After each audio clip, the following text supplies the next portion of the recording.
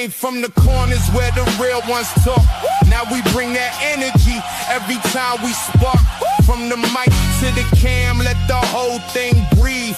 Boom, back drums while the whole crew leg. Live in the moment, we call it how it is. Culture, music, bars. This the way we live.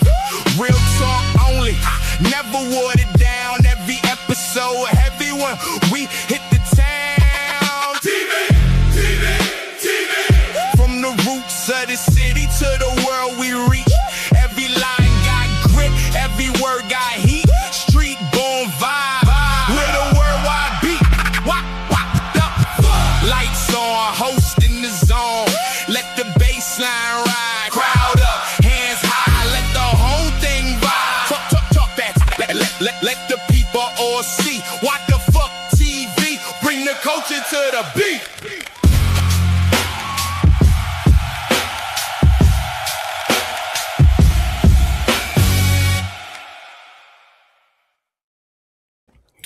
Yo, what up, fellas? What up? What up? What's going on? What's up? Chilling. I guess to start off, it's gonna start a little bit different. So I'm gonna apologize to the people coming in, watching. Here on this podcast, we really don't take sides. We really don't talk about politics, but what's been happening to a neighbor country, I would say a neighbor because they're still neighbors. I don't really care, you know what I mean? The stuff that's going on, it's something that we got to talk about today. You know what I mean? I'm gonna start off because y'all know my personality. I'm gonna start off with a joke. So, and it's not really a joke. I know that Venezuela didn't go to the World Cup, right? Yeah. They got eliminated, right? Yeah. But and this is all over the social media and stuff like that. This girl was like, "Yo, Venezuela didn't make it to the World Cup, but the World Cup made it to Venezuela." Oh, damn. You get what I'm saying? Yeah. The stuff that's going on there, bro, it's disgusting, number one. It's repulsive, and I don't feel that government or any government at this point is doing their job to resolve the issues. So it's more geared. You're talking about more geared towards the actual the government itself, not necessarily the government. That Delcy Rodriguez, the acting president, she's no president. She's not. Let me tell you something. Here in the States, we've even had presidents that us playing around, we call them puppets. She's not even a puppet. Right. She is a piece of garbage. She should have been in one of those buildings that went tumbling down. Diosdado Cabello should have been in one of those buildings. The other guy, the one with the you're sensing? No, continue. I interrupted you. Go ahead. The guy with the glasses, he should have been in the building. Those three. You know what I mean? That's like Maduro's right hand and ass kisses. You get what I'm saying? Bro, go. I'm going to let you talk because I know you want to say your point right now. Nah, I'm just saying that I'm more concerned with the stuff that's going on with the obviously I can't, as a Dominican, I don't want to pretend and act like I know more than Venezuelans what's going on over there, but it certainly isn't certainly sad to see what those families and the community is experiencing over there. Even famous people, man. I've been seeing a bunch of famous people. I don't know if you guys remember that show. I'm gonna go a little Spanglish with it. You guys remember that show, Bienvenidos? That they gave it on Univision a lot. Yeah. One of the actress ladies that was on that, she died, and her whole, like, a bunch of people in her family. I was like, my goodness. Oh, bro. So again, not getting. I'm not saying I got my opinions about the politics side of Venezuela, but just such a sad moment, or what an experience it must be for those uh, people over there losing family members, and it's just sad, man. Just Yeah, overall I but mean, sad. for me, if we go on politics, man, uh, uh, politics just ruins everything. Now, as per the humanitarian side of things, I think, if we can help, we help the people okay, because how you gonna help the people right now? it, How you gonna help the send people? send aid. Send aid. Okay, Yeah, I wish it was that good. It was that nice, bro. You know it- what people don't are doing in Venezuela right now? do listen. Do we not know how it works? Do we not know how all this shit works?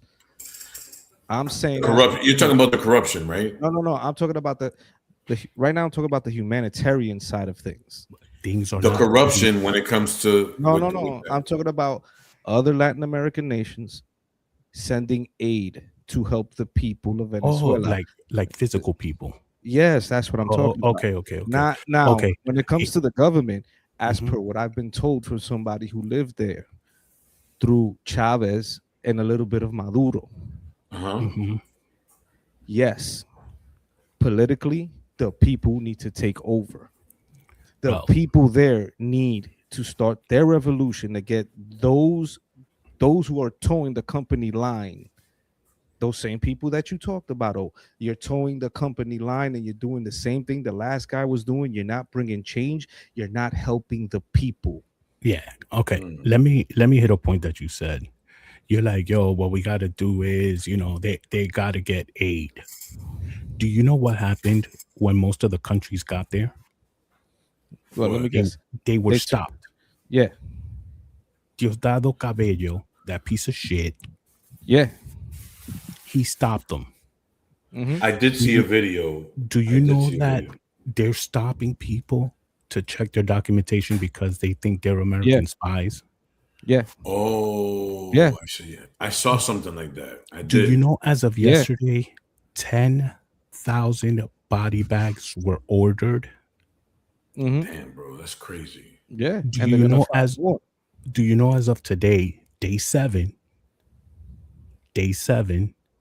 Hmm. there's still people screaming from the buildings, but the That's government crazy. Yeah, doesn't allow the vehicles to get there so they yeah. can help bring out people. You know who's taking out the people from there? The people themselves, Hmm. That's Yeah, because sad, they're man. stopping everybody. yes. I spoke to a friend of mine, good buddy of mine. I hit him up. He's from Venezuela. He grew up That's there. sad, man. He grew up there, and he told me how they knew exactly what was coming, Yeah, especially when Chavez got sick. yeah. What And you mean that? What you mean that they knew it was coming? You mean with the next regime politically, that took Yes, yes, over? but politically. Anyway, let what he let's not told go me, backwards. okay, Let's okay, talk yeah, about yeah, the yeah, yeah. now. Yeah, he told me that right now, because I asked him about his parents, you know what I'm saying?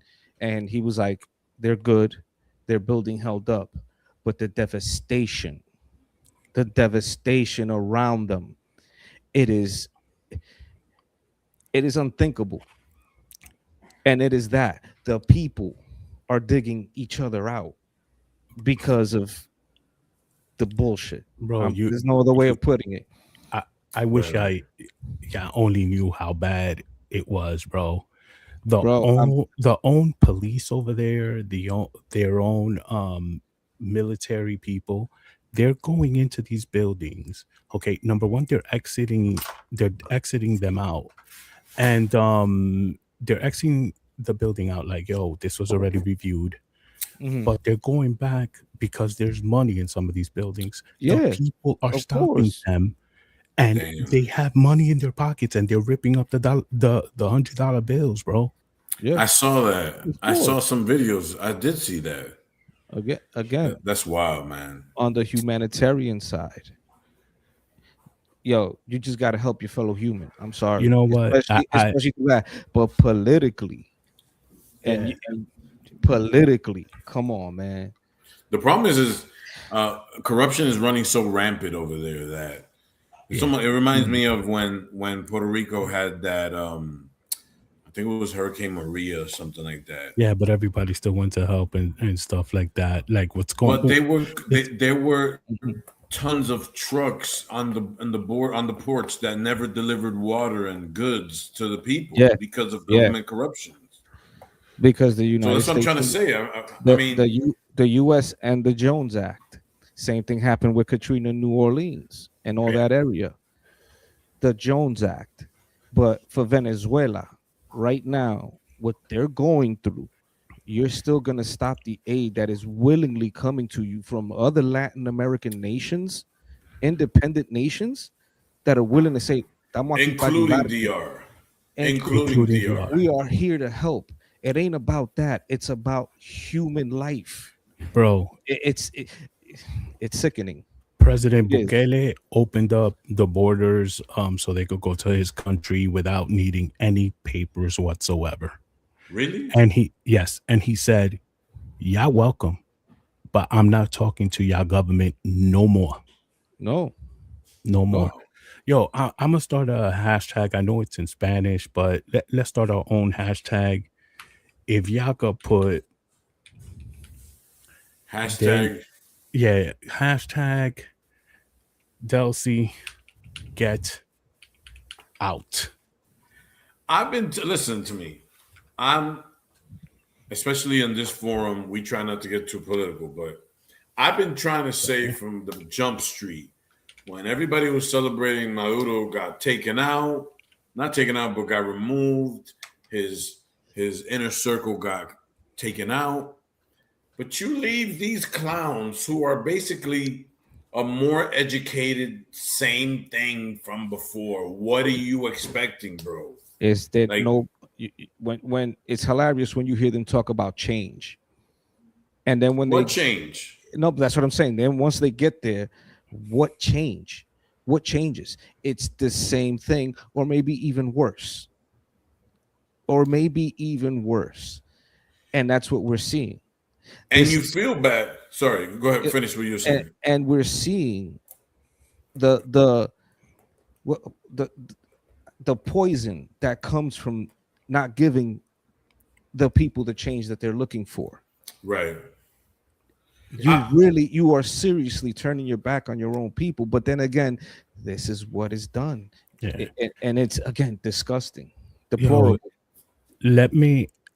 Deplorable. Yes. I haven't even heard that word. I'm gonna have to Google that.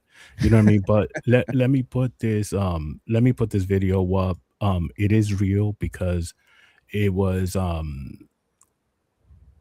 in a group that my girl's in. Somebody had this, so they made this.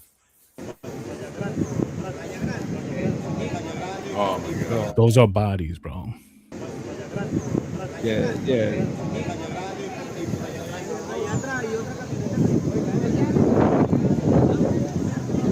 That were probably sitting there for quite a while before somebody got to them.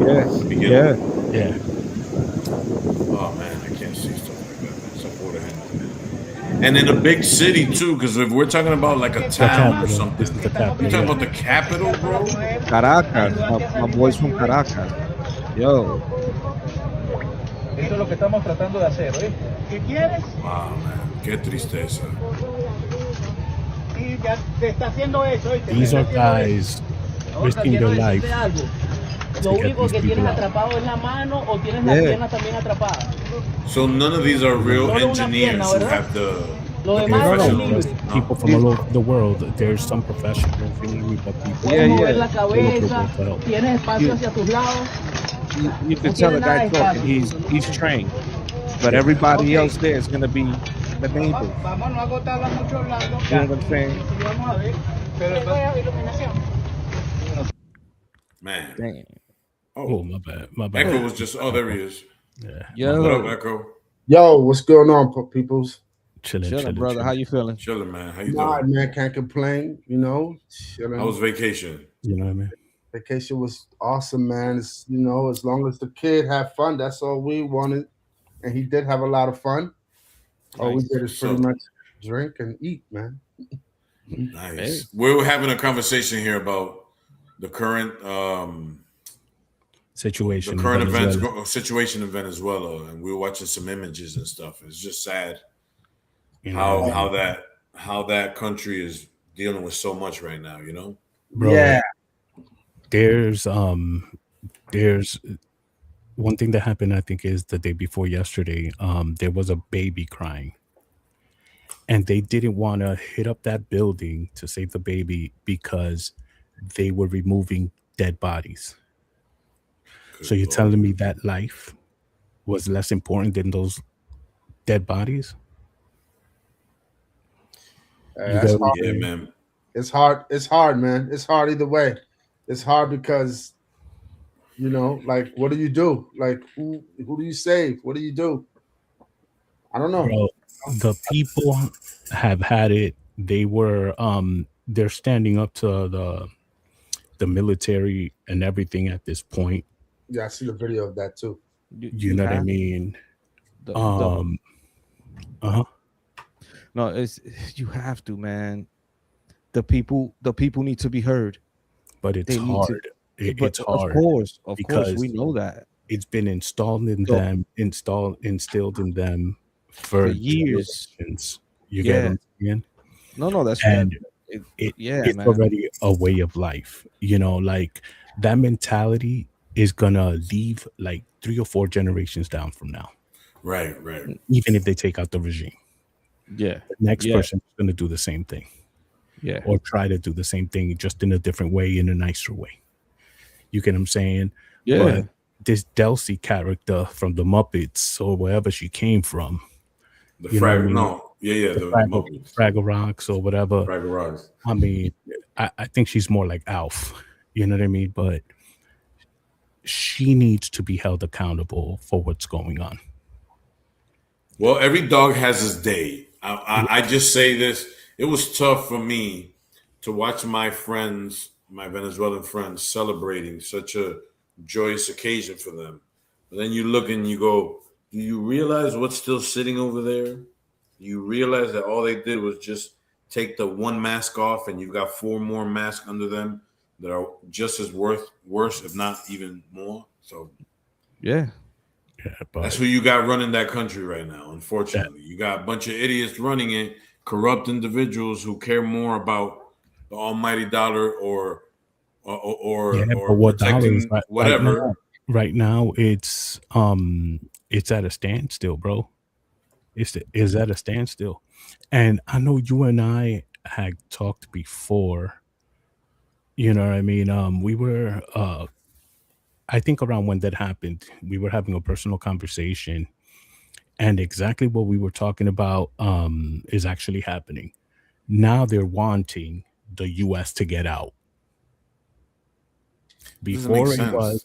Before it was, oh, US, come in, you got to help us, to take out this regime, whatever. And now it's get out because this I'm a respectfully, President Trump, but you're an asshole. How the hell you gonna say, yo, we got oil and people are dancing in the street when that's not the case? That's an idiot move. That's an idiot move. So I'm not even gonna have your back on that one. You were an idiot, Is that if you thought hold on. I hope his PR team has some damage control and stuff like that, because the Venezuelan people, all they hear is, we got the oil. We're saving millions. We're saving millions. You know what I mean? And Venezuela has never made more money in their life. That was the wrong thing to say. He's an asshole for that. Respectfully, Mr. Trump. That's why you weren't wanted in Madison Square Garden either. You get what I'm saying? But that's why we didn't sweep, damn it. Yeah, exactly. But the Venezuelan people are now seeing what happens when the US goes in. You get what I'm saying? Oh, you mean they pillage their communities and then leave them in ruins like they've done all over the world historically? Yes, but however, I gotta give the U.S. props because one of the first nations there with help was the U.S. and they did bring a lot of stuff with them. So it wasn't just like they brought heavy machinery and everything. You know what I mean? So shout outs to them like that. You know what I mean? The Red Cross from Venezuela, worthless piece of shit. You get what I'm saying? Right now, people that are donating things are having to scratch it with a marker in black, so the government's people don't go and resell those items. That's how bad this crap is. Yeah. So they're basically taking all the goods and reselling them. Yeah, Damn. on the black market. You get what I'm saying? How are you going to let that happen to your people? Simple. It's been going on, like you said, for years. For years. It's nothing new. They've never had a earth. I'm not talking about regular, that. No. I'm talking about I'm talking about this type of devastation. At one point, it was 51,000 people unaccounted for. Now it's down to 40,000 unaccounted people, and they only no, because some people unaccounted. I'm sorry, I misunderstood. Okay, I got you. You know what I mean? And I forgot what the death toll is. I think it's almost at 2,000 people, but that's because they haven't gone in further. Yeah, they haven't counted everybody. Bro, they don't even supply gas to fill up these heavy machines so they could go in and try to pick up the debris and move. People are doing it with their try to hands. rescue people. Wow. I'm telling you. Dude, I saw some crazy videos with people, buildings falling, and I'm like, geez, man. I mean, if you think the U.S. was going in there to liberate Venezuela, you're bugging. The only thing they wanted to liberate was that oil. Was that petroleum? Yeah, but we're okay. We know about the oil. Let's not go there. Now, the fact is that government has been this way for years. Yes, we know that. What happens next? That's what I want to talk about. What happens next? What happens next? Nothing. Because honestly, it depends on the people of Venezuela. It depends on them.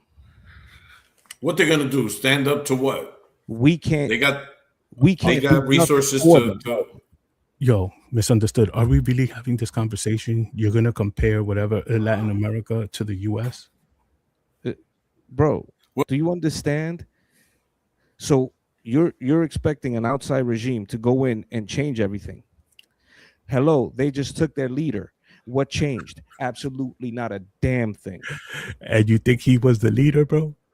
Of course he's not the leader. Okay. Do you know the leader's still on TV? You can still catch him on TV? Oh, gee. Of course. Sure. Okay. Of course. Okay. Do you understand? Okay, listen. You know the gentleman I know. Listen, the gentleman I know from Venezuela grew up. He's about 10 years older than I am. He grew up there as a young boy, as a teenager. He said Chavez was a dictator. Yes. But they knew if Chavez left, the next guy coming in, Maduro, was going to be a problem because of the regime. And that regime is still there. You see the dude with the glasses?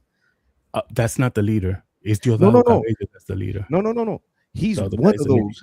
He is one of those assholes. Yeah. He's one of them that is towing that same bullshit. This is what I've been told by a person who grew up there and came here, and he says, yes, we can use the help to topple the regime. But the people of Venezuela, the people at that nation, they can't.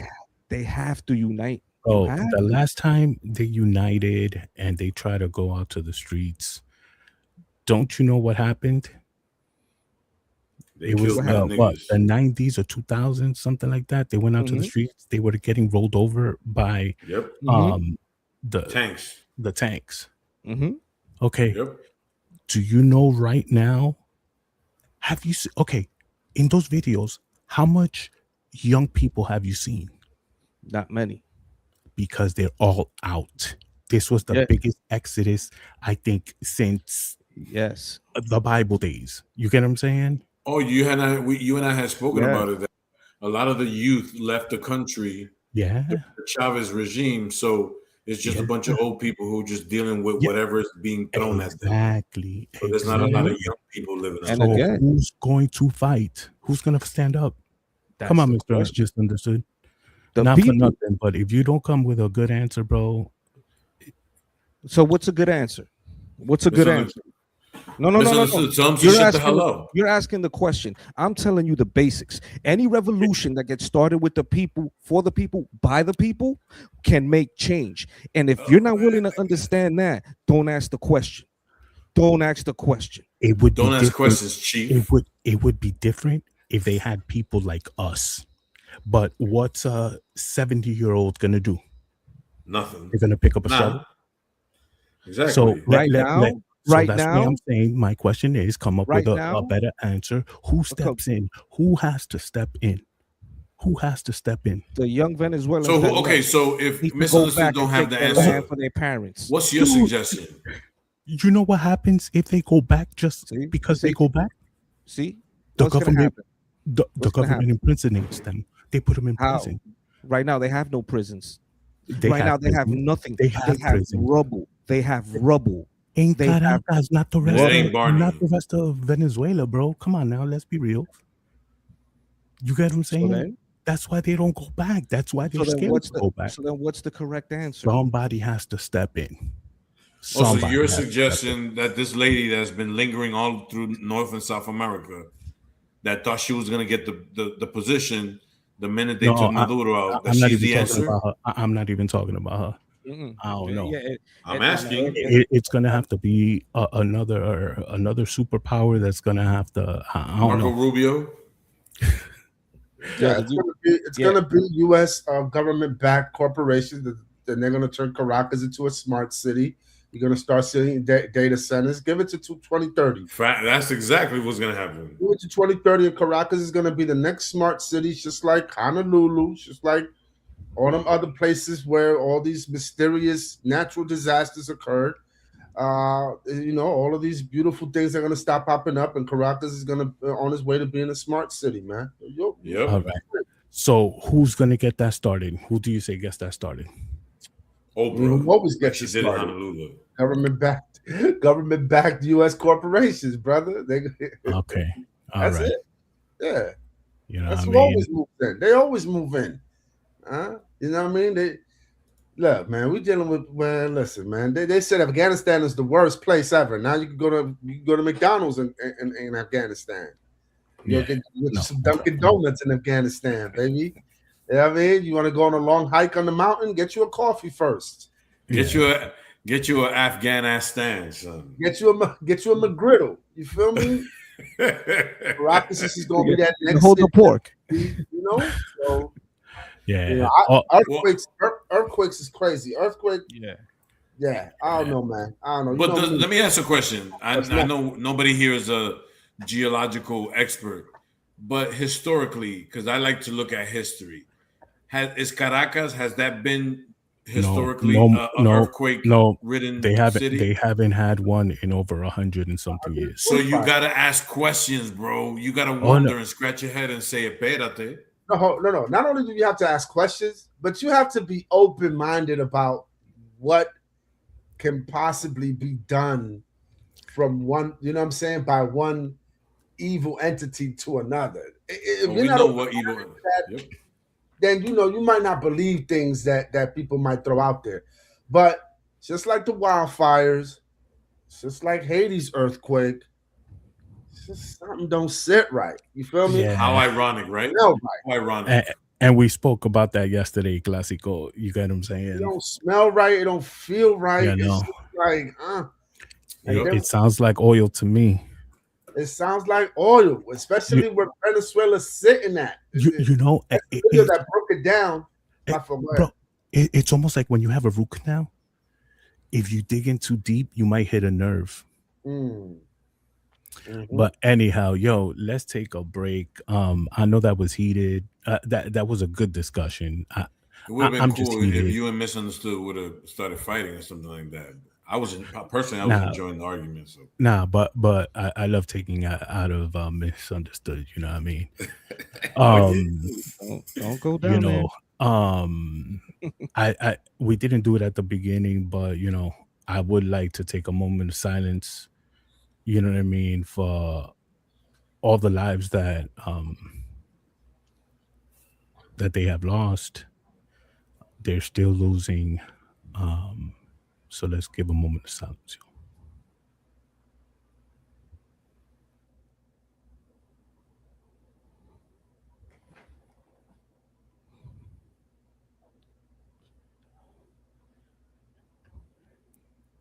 All right. With that said, let's take a quick break, and we'll be right back. Hurry up and vibe.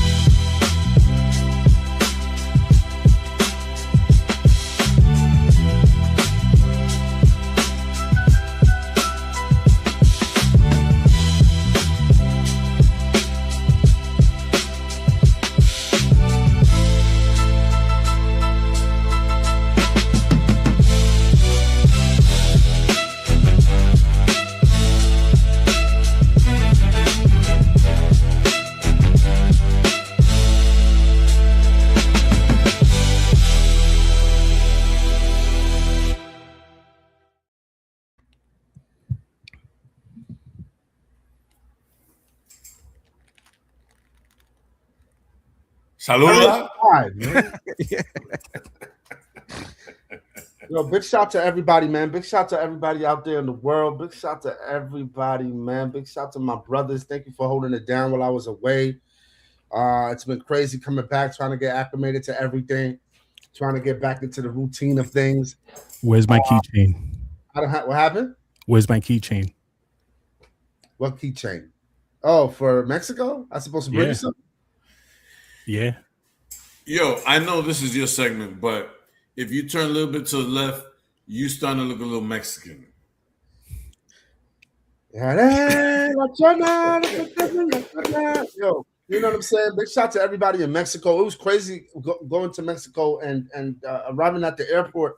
I noticed, even though it was Cancun, it wasn't as populated as I thought it would be. And we got a cab driver to pick us up one of those days to go to breakfast and hit the downtown area.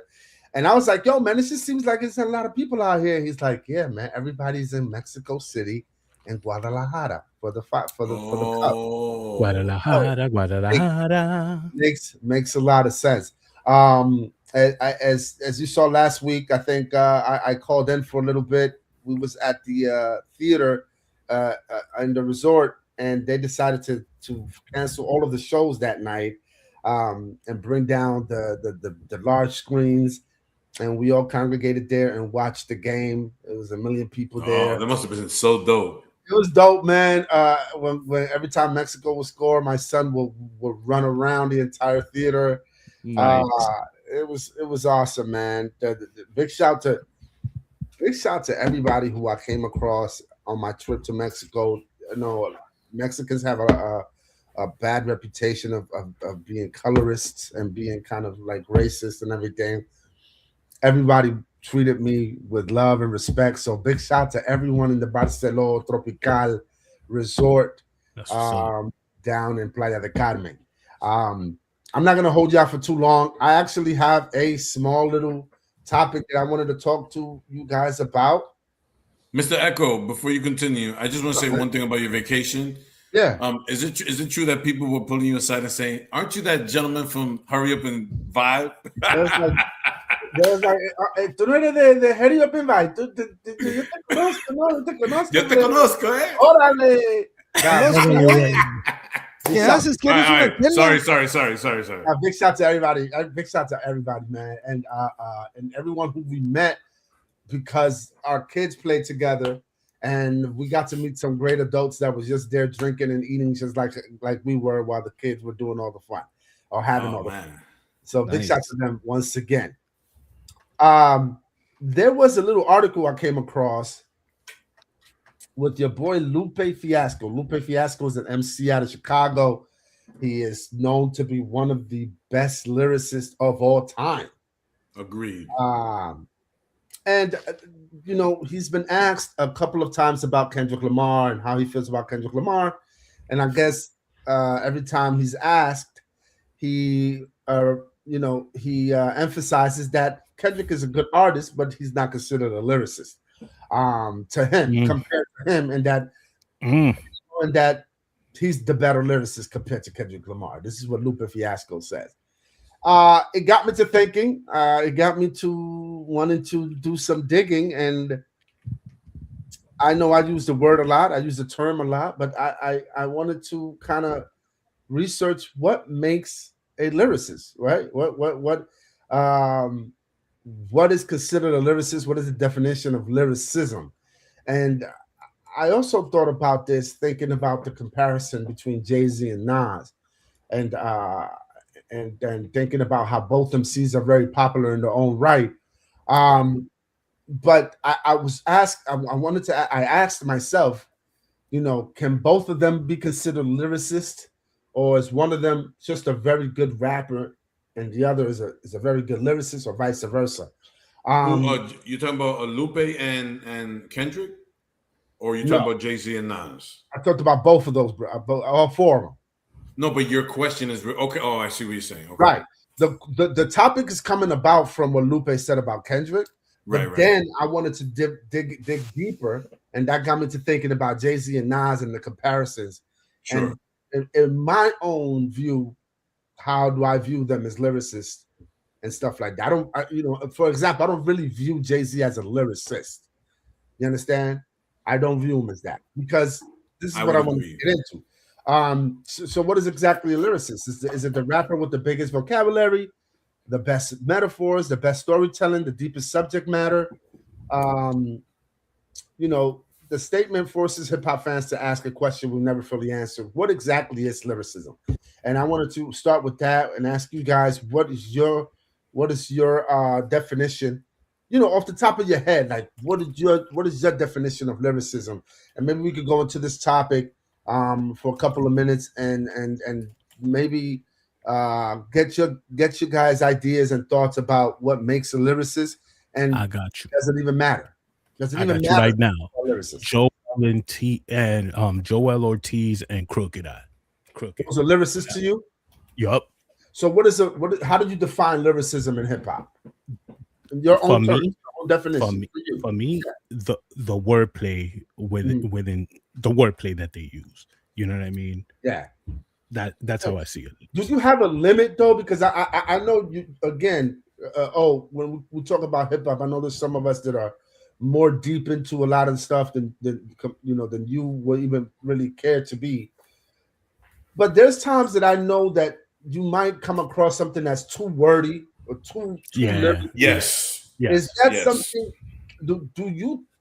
Is there a limit to your attraction to lyricism?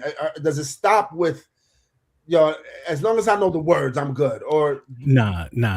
Because I'm gonna be honest. There's some rappers that have used words that I don't even know, and then I look them up, and I'm like, why the hell did you even use that word? Just because it went with it? You get what I'm saying? Like, people don't research and say, yo, does this actually make sense at all? Right. You know what I mean? Right. You think that's a cool thing to do, to research a word if you don't know it, or like? Heck yeah. Okay. I'm not going to look stupid the next time. I think that's our generation type of thing. I think we went through that in our generation where it's like, oh, wait a minute, let me look that up. Yeah. John, Classico, as far as like your definition of lyricism and how far do you go when it comes to your preference of lyricism? I mean, there's funny lyricism, like say Redman, okay, or Busta, okay. but Busta could spit some flow. But then Right. there's your Nas, there's your Most Def.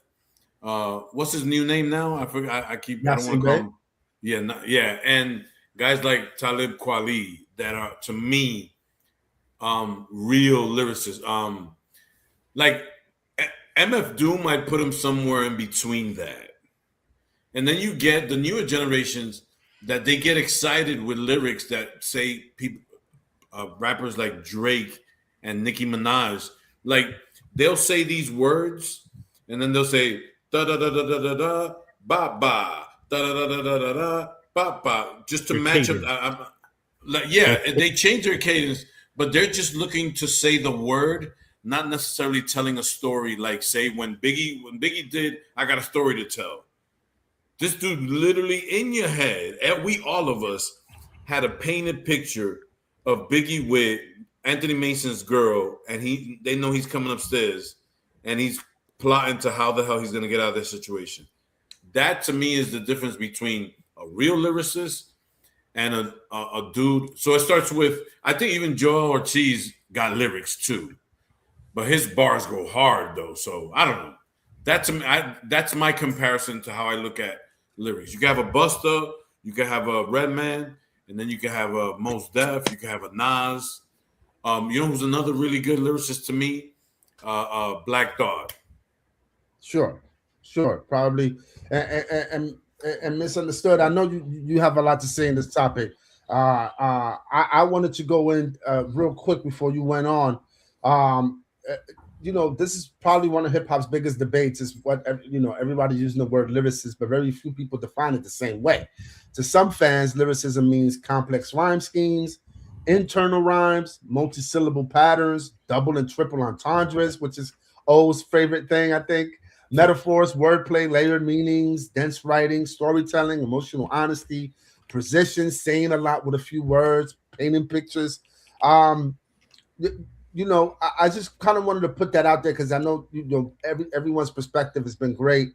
Uh, Misunderstood. You listen to a lot of lyrics. You listen to a lot of MCs. What is your definition of lyricism, and how far do you take your preference of lyricism? Do you not care if it's even I don't know, sonically incredible, or like how do you define lyricism, and what is your preference of lyricism? Well, for me, it's not even lyricism, it's the writer versus the performer, because you have That's a guys good one. that can write. Mm-hmm. You understand? They can paint pictures and tell stories, aka Ghostface and Raekwon. Mm-hmm. They can literally, in 3 minutes, give you a whole movie. Then you have, the performers, guys that can go out there, like Dipset and groups like that, where it's more about the performance. Okay. You know what I'm saying? Not taking away from the performer, because guess what? You got to still put that work in. You still have to be able to at least come up with something that is people are going to be wanting to see. Now when it comes to writers can sit in the background and create for others. Now being a writer is way more important in my eyes, you know what Then I'm saying, okay, than so being the performer. right, Hence, but, like, but hold on before you okay, continue. We're yeah, not talking about performing.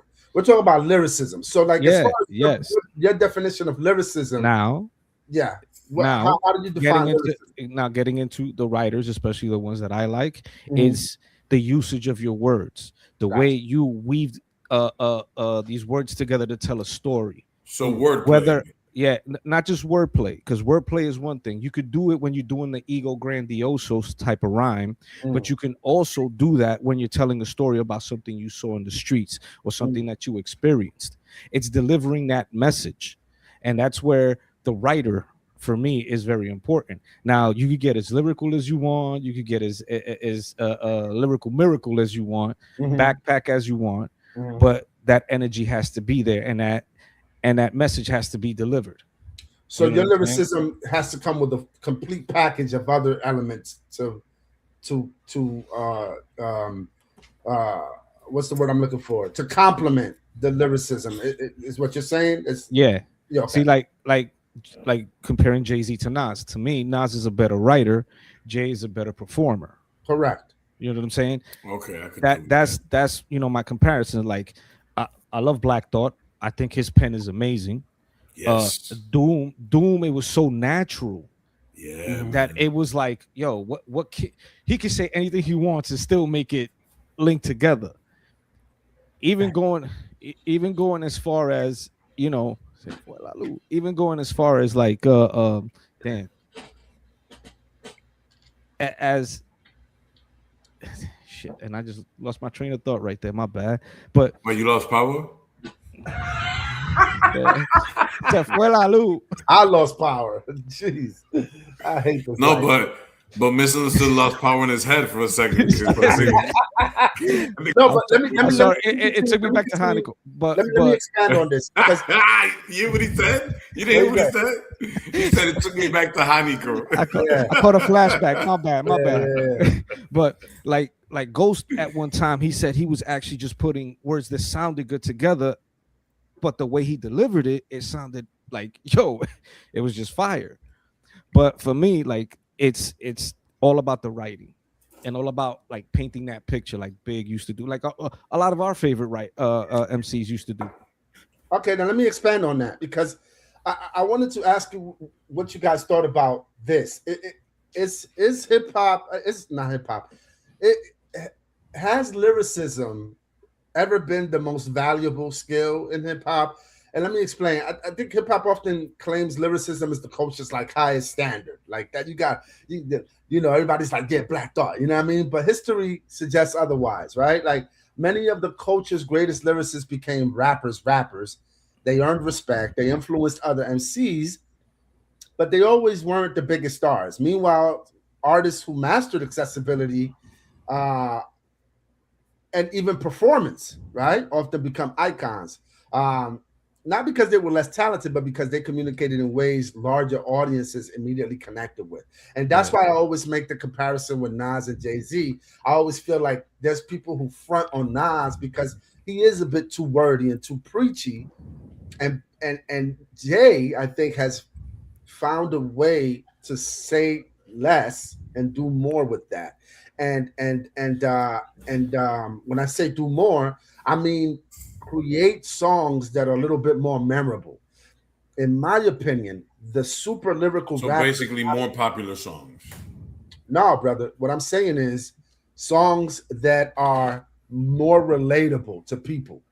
You understand what I'm saying? Jay knows how to do that compared to a Nas. Believe me, Nas is my number one, but I call it spade how it is. In my opinion, Jay will be the overall better MC compared to Nas. You understand? Because Nas has a pocket, and he has a great pocket. He has various pockets, but that's him, and he does that. I think Jay experiments more, and he has more personality on the mic. So it's not just lyricism. It's like Misunderstood said, it's a package of things that come along with that. I am the kind of guy who I don't care. I'm a lyricist type of person. I want to hear the lyrics. I don't care about you performing. I don't care about none of that. But I do understand that performance is important. Well, so is lyricism to you guys the most valuable skill when it comes to an MC, or does he have to have a complete package of other things as well, like Misunderstood was saying? I mean, for me also, it goes down to production too. No, that's not going to. No. Hold on. We go back. But let's not bash him either, because that's his thing. We can't attack him. He likes that part. Yeah. So is that oranges and cars don't have nothing to do with each other? Classical, go ahead. You was about to say something. Go ahead. I was defending Misunderstood that we all kind of jumped on him because he's like, it has to do with the production, and I'm like, it's fine. Why am I going to sit here and judge the man because he likes him? Listen, no. Yo, I'm saying something first. No, I'm just kidding. Let me say something real quick. So I wanted to go around the joint, come Go back ahead, to go him. ahead. Too. He could All right. expand on that productions. He could expand on that. I just want to get your two. You know what I mean? I just want to go So around the horn. You know, like okay, Right, so go you ahead. hit a point like when we were growing up on the street, right? And two people would start rapping with each other. The person that was rhyming like, yo, supercalifragilisticexpialidocious, that wasn't the one that was getting the wow factor. Thank you. That's crazy because I often say that a lot. Oh, good point. Go ahead.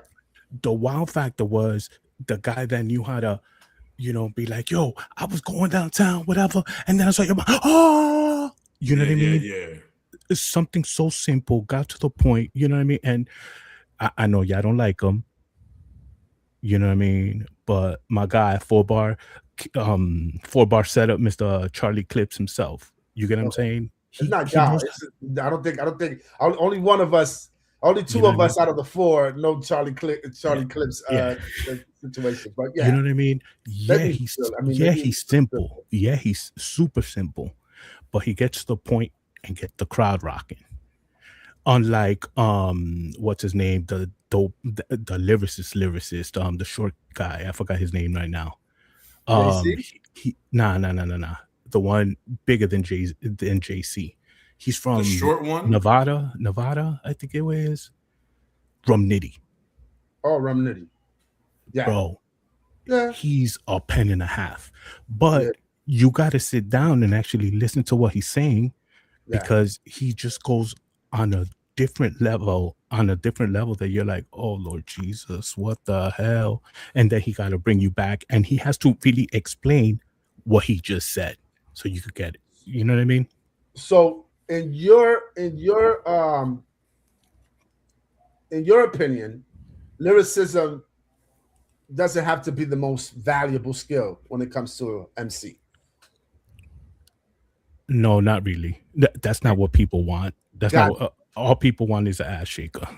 Got you. Classical, what you think? Is lyricism? No, lyricism. Don't even ask me twice. Lyricism.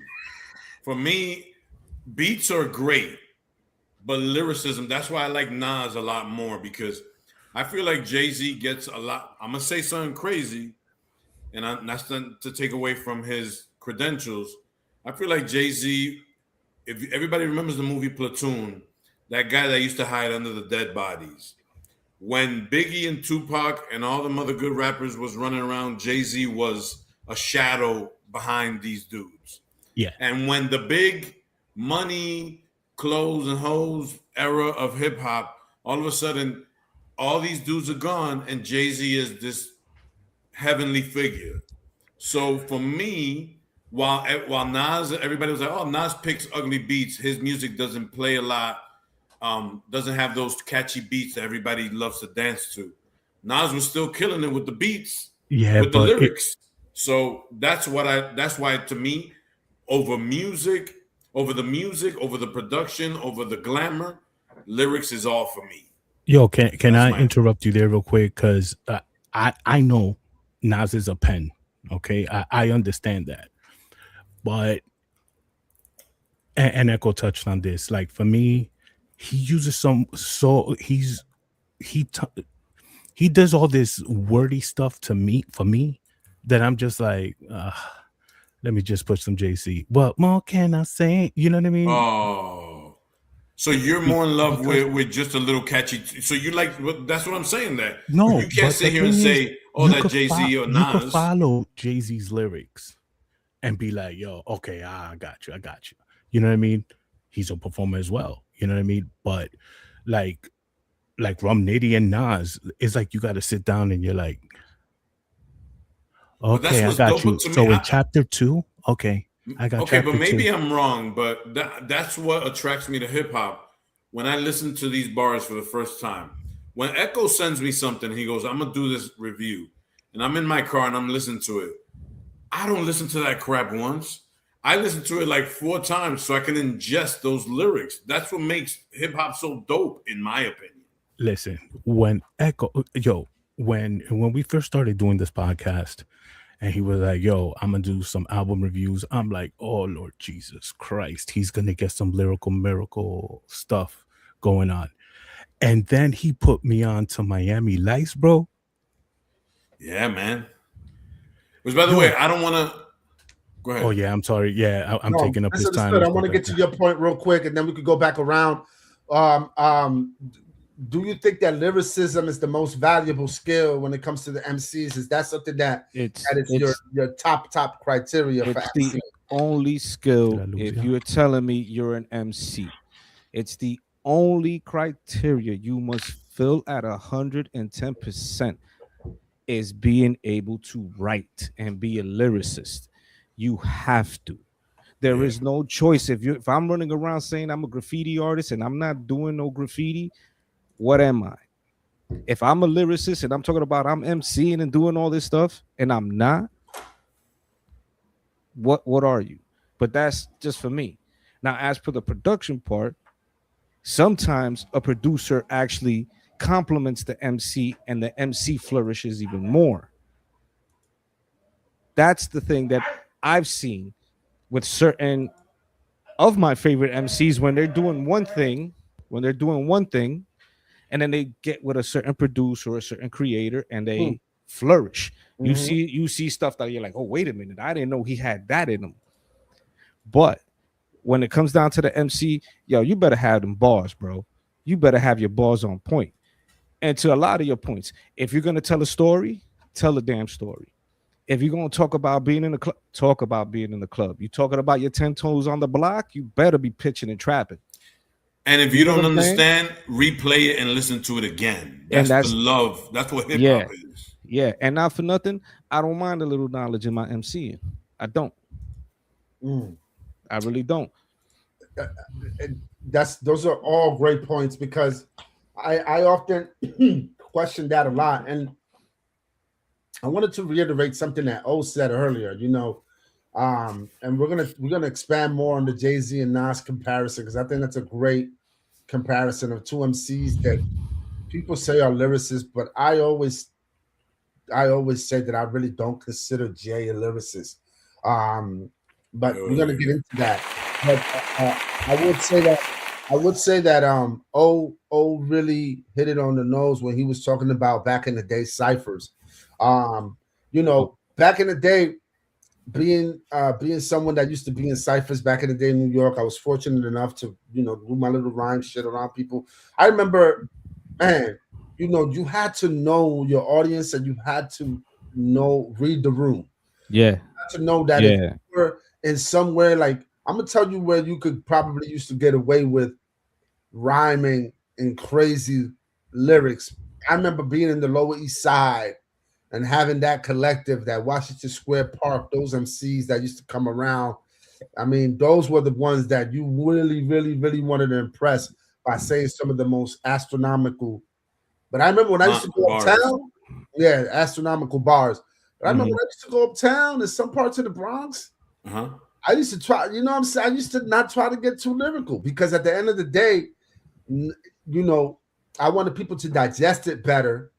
And I knew that in those circles, people were really gonna be like, "Oh, he said madness over lyrically enticing. That was crazy." I know they would be dope. They would have been.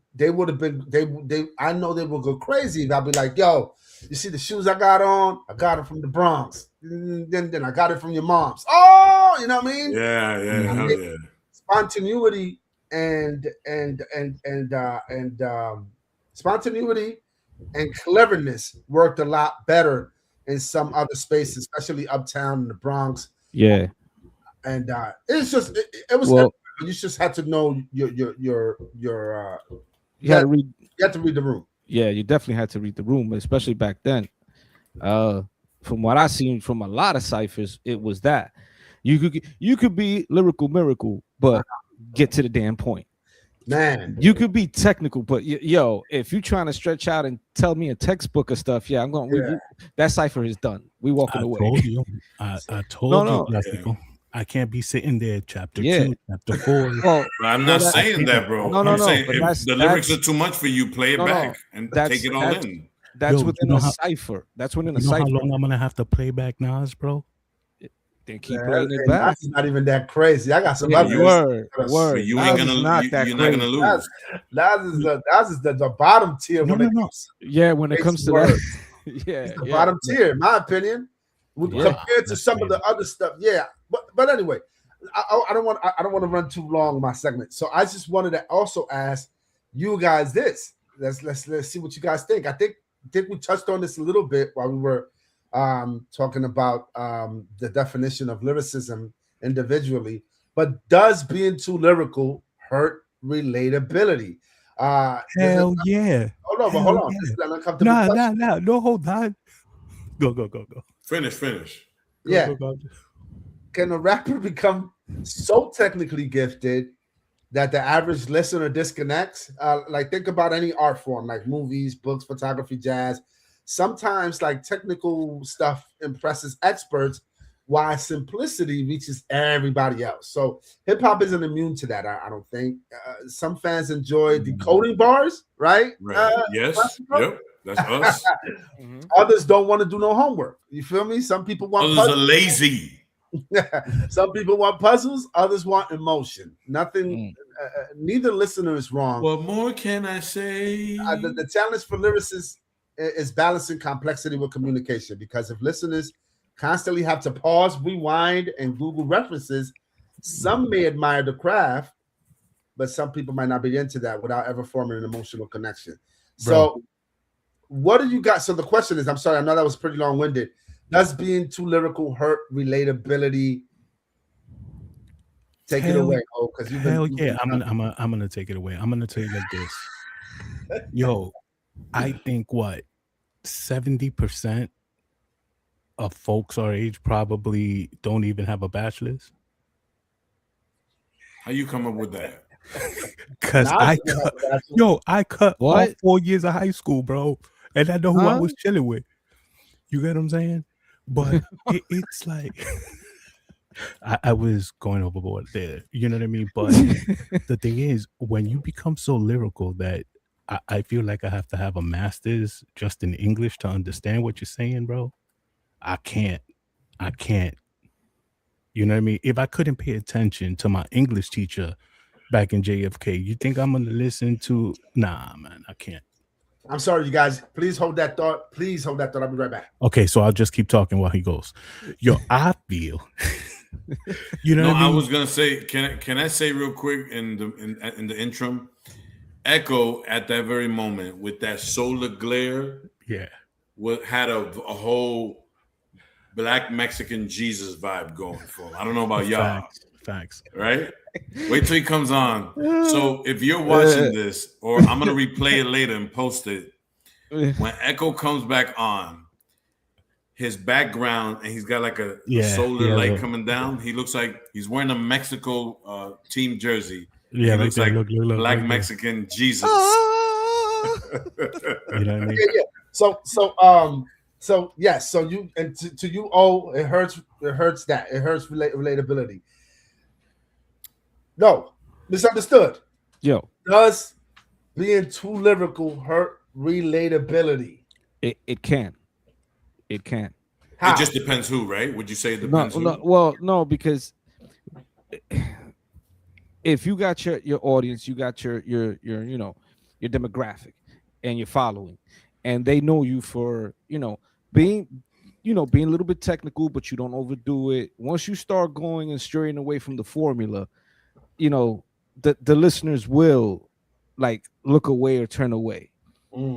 They will, because it's like, okay, where's the dudes that we were listening to before? Where's that guy?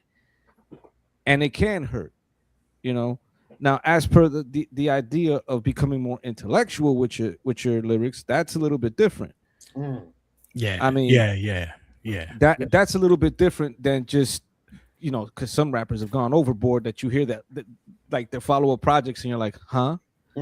Really? Yo, misunderstood. This is the first time I relate to you with that. Anyway, real. You with your bachelor's comment, not understanding that, you wasn't listening to rap in the 90s. Because in the 90s, I was listening to rap. I was listening to rap in the 90s. Then guess what? In the 90s, most rap, bro, vocabulary the vocabulary was at a college reading level. bro. In the 2000s, Oh, Lord it Jesus tanked Christ. to a third grade reading level. Facts. Preach. Okay, but You- do you- you you know that understand? I was just being funny at that point? But you and your lyrical miracle style of talking, you know what I mean? Yeah, you mad? Don't Yeah. listen to this fool. Just keep saying what you're saying. See, I don't know see, why you let this man No, say no, what you I- gotta say. You see, when I give people props, this is what I get for giving people props. I said for What, the first time, Classico yo, getting at you? no, you No, said you. I'm something, defending you. I know you're defending me, and, Classico. I and know I that. said, and I gave you props for what you have said. You know what I mean? And you still treat me like a piece of trash. But it's okay. Oh, yeah, no. You're not trash, bro. You're not. Look, the $1 million question is hip hop? Do you get turned off a little bit? Not turned off, but what's the word you use when if it's two lyrics? I did say turned off. Yeah, he just took over the segment. Does being too lyrical hurt relatability? Does being too lyrical hurt relatability, in your opinion? I mean, I don't know. I just feel there's some rappers that can tell you a story from start to finish, and you can relate to it. I mean, do we all relate to every single rapper we listen to? Wait, So, no. I think I just you're find- misunderstanding the question, though. Okay, if a rapper is rapping and he's telling a story with the word supercalifragilisticexpialidocious, can you But relate that's to just- that? Although to a guy that's saying, "Yo, I was down the street and this hoe got me mad, so I slapped the bitch." Which Yeah, are you that's gonna, what I'm saying. Which are you going to relate to more? That, you're talking about Slapping the bitch. I mean, hey, you want a slightly good comparison? Can I get open? Remember Jay's verse? What? Can I get open? The song. They don't know that joint. I don't use pause, but pause. Yeah, Echo. they don't know that joint. But You remember that? How was Jay spitting there? He was doing that fast. But Oh, all of you a talking about sudden, the OJZ. he does the Hawaiian Sophie, and it's like, The what? Das Effects. So did it hurt him?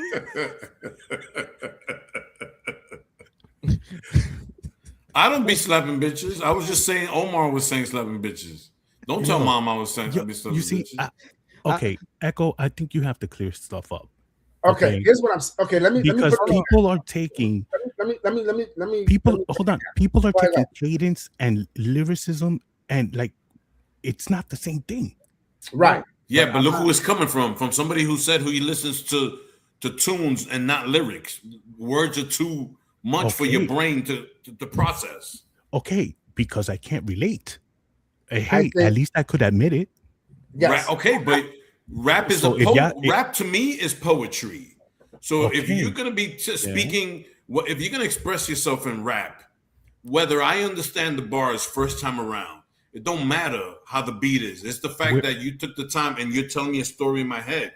Whereas you're over here talking about, oh yeah, I'd rather listen to this guy hum the hook. But that's And not be what like, he's "What saying. more can I Yo, say?"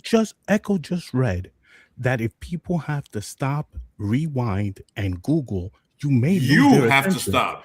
And then all Yo, of a sudden, Echo read it. 75% of people our age didn't even go to get a bachelor's degree.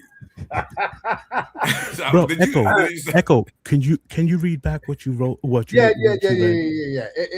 It was more of like sometimes technical mastery impresses the experts. And when in that phrase right there, it's like there might be some fans that want to be lyrical experts and want to break down bars, but the fact of the matter is that simplicity reaches everyone, right? Like hip hop isn't immune to that. So what I'm saying, some fans enjoy decoding bars, other people, a lot of people don't. And some people want puzzles, others want emotion. Neither listener is wrong. It's all preference. And that's why we have Drake fans, and that's why we have Nas fans. And Black Dog fans, right? So this is what I'm saying, though. I think, in my opinion, when it comes to the question of does being too lyrical hurt relatability? Because that's the key word there. Too lyrical, like being overly lyrical. I think it does hurt relatability.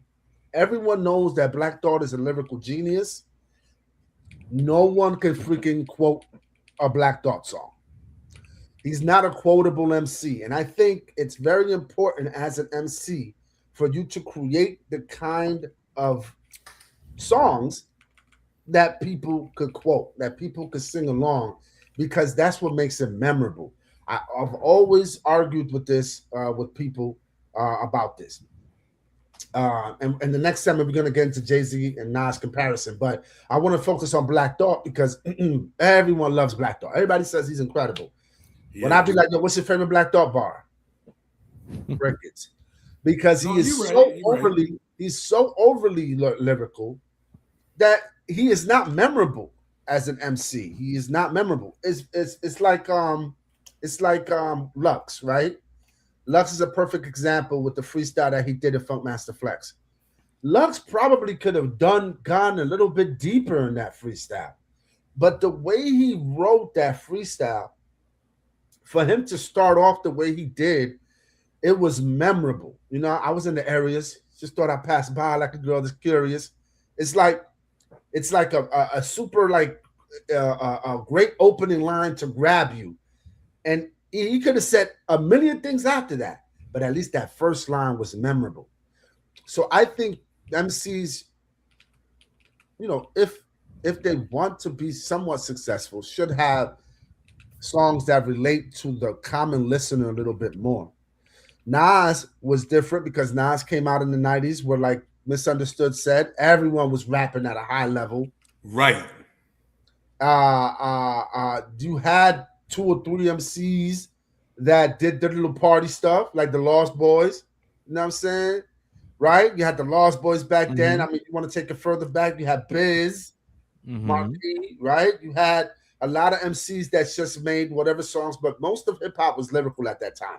So the answer to the question is being too lyrical could hurt relatability. I think it could definitely can. And going into the Jay-Z and Nas comparison, I wanted to 2 different approaches to lyricism, right? One of hip hop's most enduring comparisons is Jay-Z versus Nas. Many fans consider Nas one of rap's greatest pure lyricists.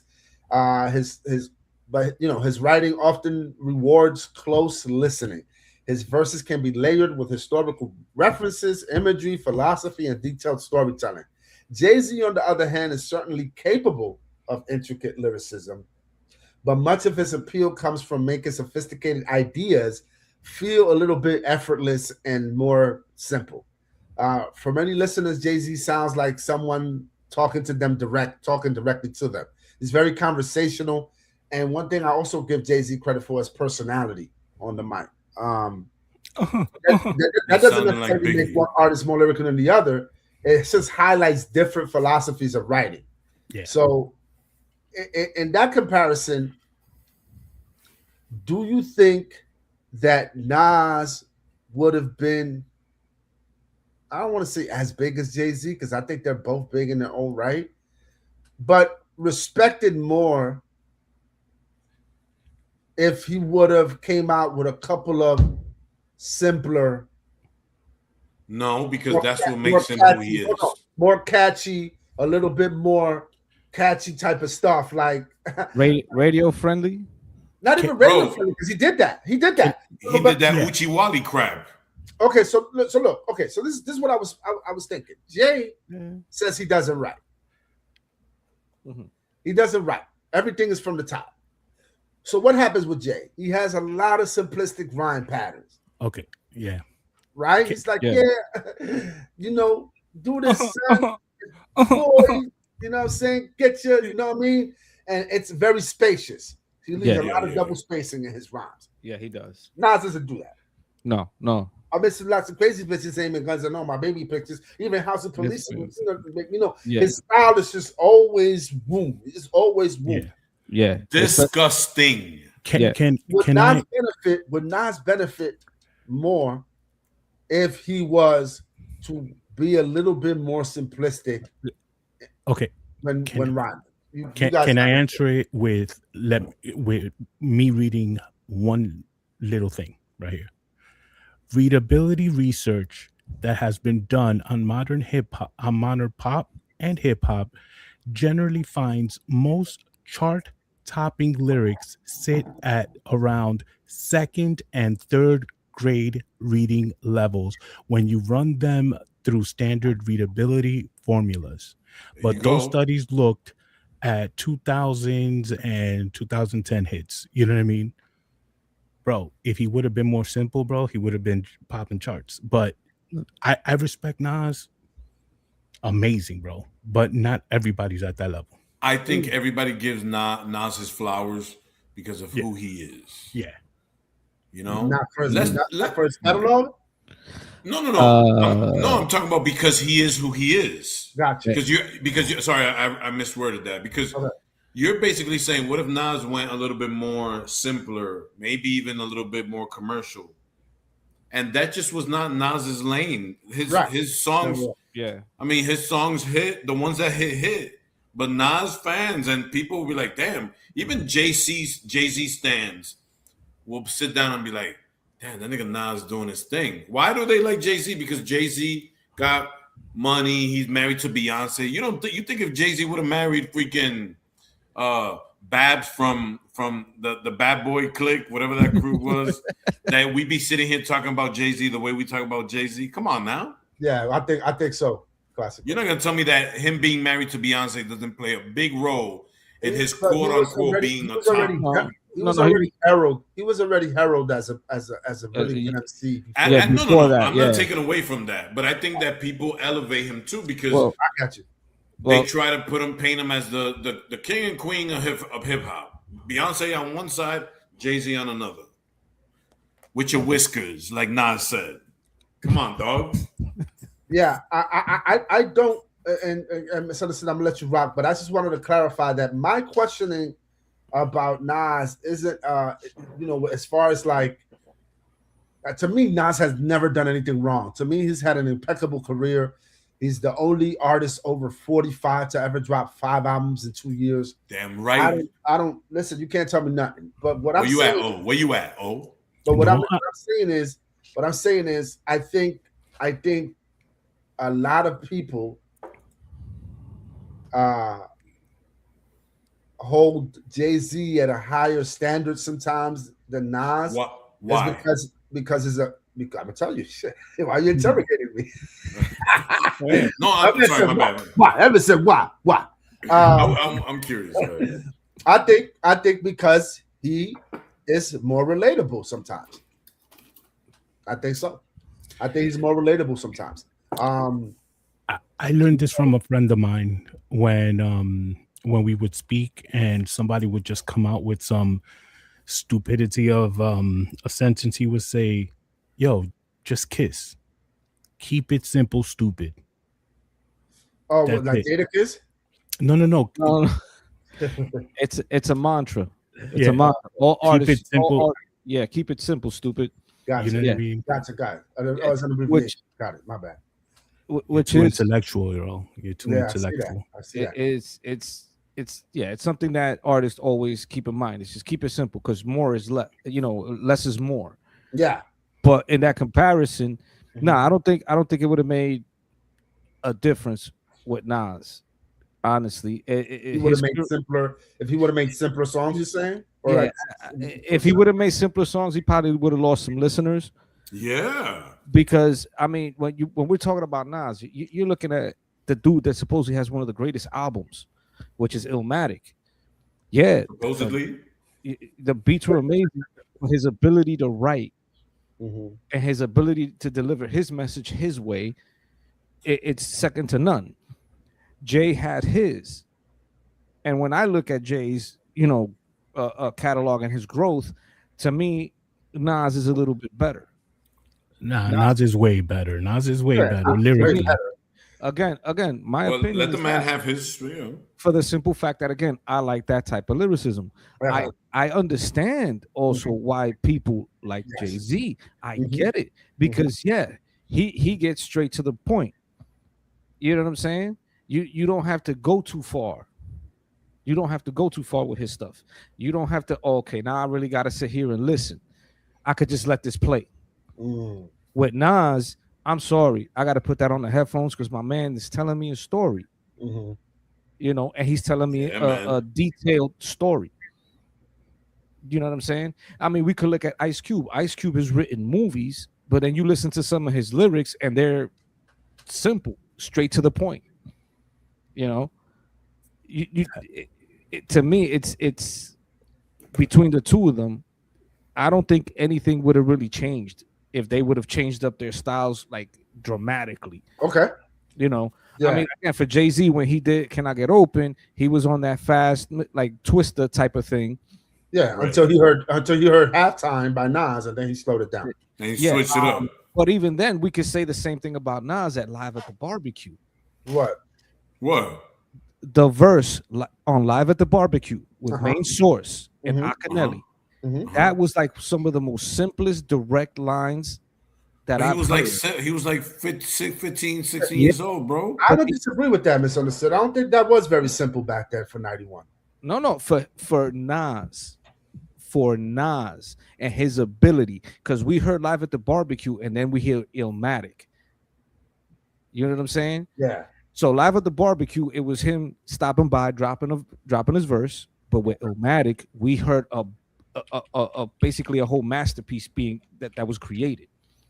Right. But to see the growth of both of these MCs, right, that's a beautiful thing. Well, my opinion is that the growth of Jay-Z came because of Nas's resurrection of making everybody in hip hop flow a certain way. Because to add to your point about Can I Get Open, it wasn't just Jay-Z. The entire hip hop culture at that time was rapping biggity biggity diggity. And Nas, I remember like this, like it was yesterday, because I was in front of church. And I was talking to a friend of mine at that time about Halftime, because remember Halftime came out way before Illmatic, because it was on the soundtrack. It was on the Zebrahead soundtrack. Yeah. Right. So that single was out, and those of us who used to record stuff used to just have it. And I remember I went to a dude in front of church. I was like, "You gotta listen to this." And I remember, bro, listen. If I'm lying, I'm flying. I remember it to this day. I don't like it, man. It's too slow. I like, yo, but did you hear what she just said? You can't catch me in the street. It's like Malcolm X catching that jungle fever. Yeah, it's too slow. Yeah. After that, if you pay attention, or even you could go back. You can just go back. After that, everybody slowed down. Everybody slowed down. Yeah. So Illmatic came out. And then that revolution. That's why people like DMC and others rank, and even myself rank Nas as the second coming of Rakim in the way that he made people rhyme differently. Yeah, you know what I'm saying? Change the game, man. You know what I mean? You bring Rakim into this conversation, and yo, there you have a lyricist. There you have a modern day Langston Hughes. Yeah, he could do both. Right. No, he could. What, as far as poetry and rapping? No, his ability to do the fast and then to do that slow, like Mahogany. That's a dope track. And then you hear The Ledge. Oh yeah. You know what I'm saying? Oh yeah. I mean, Rakim is again, that's the God. That's the God Allah. So you already know. I wanted to close it out. I had another part of this segment, but I wanted to close it out. I think we covered this topic through and through. You guys had some great points. I mean, my closing thoughts I have written down here. Maybe we've been asking the wrong question. Instead of asking who's the best lyricist, maybe we should ask what kind of lyricism do we value? Because lyricism isn't one thing. It could be intricate, it could be emotional, it could be poetic, it could be conversational, it could be dense, it could be minimalist. So Lupe Fiasco comments about Kendrick didn't settle the debate, where he said that Kendrick is. He knows 100. He said something about knowing. He knows 100 rappers that are better than Kendrick, or something like that, right? Didn't he say something? And also that that just like what I would say about Jay-Z versus Nas. Jay-Z's the better overall, I think, artist as far as performance and as far as personality on the mic, but he's just not a better lyricist or a better writer. And I think that's what Lupe was saying about Kendrick. I think Lupe still reminding us that hip hop still cares enough about lyricism to argue over it, and I'm not mad at that, Smoke. I'm glad there's rappers that are like, yo, that dude's alright, but he ain't rocking with me with the pen, because at the end of the day, it's hip hop, it's competition, and it is what it is. I also wanted to say that at this point, hip hop values lyricism a lot. A lot of the dope MCs that people are listening to are people that pay attention to what they write and have a pen to them. So I just wanted to close it out like that. Big shout to Lupe, big shout to Kendrick, big shout to Nas, big shout to Jay. I know those are the most. I appreciate you guys' points. That's all I have for today. I really wasn't prepared with anything. But I'm glad that we were able to have a really good dialogue about it. So till next time, till next week, hurry up and vibe. I have some I'm actually reviewing Tierra Whack's album right now. I think the whole album was produced by Conductor Williams, who is an incredible story. I think I want to do a segment about him. He's a dude that used to actually be a trained conductor and became now, for the last, I would say, 10 years, probably even a little bit more, probably one of hip hop's main producers when it comes to the no drum sound, the loops, and the imperfection, and that whole new wave that kind of was ushered in by DJ Muggs and then Alchemist. He's on, and Rock Marciano. He's on that wave, and Tierra Wax album is incredible. I'm currently reviewing that as well. And my man Esty Knack has a good new album out, which I will. Oh, really?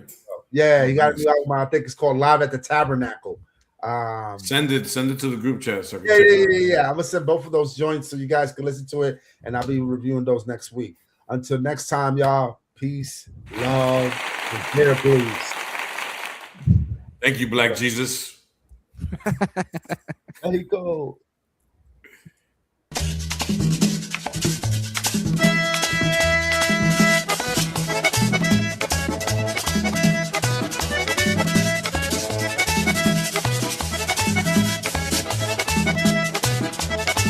Los 7 pedazos de Pedro, muchachos.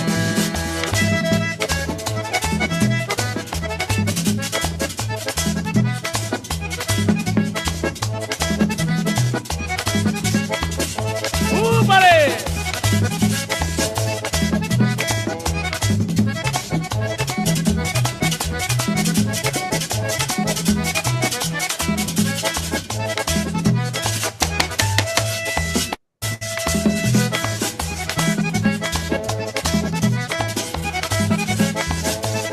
Las 7 pasadas, papito. ¡Ay, ay, ay!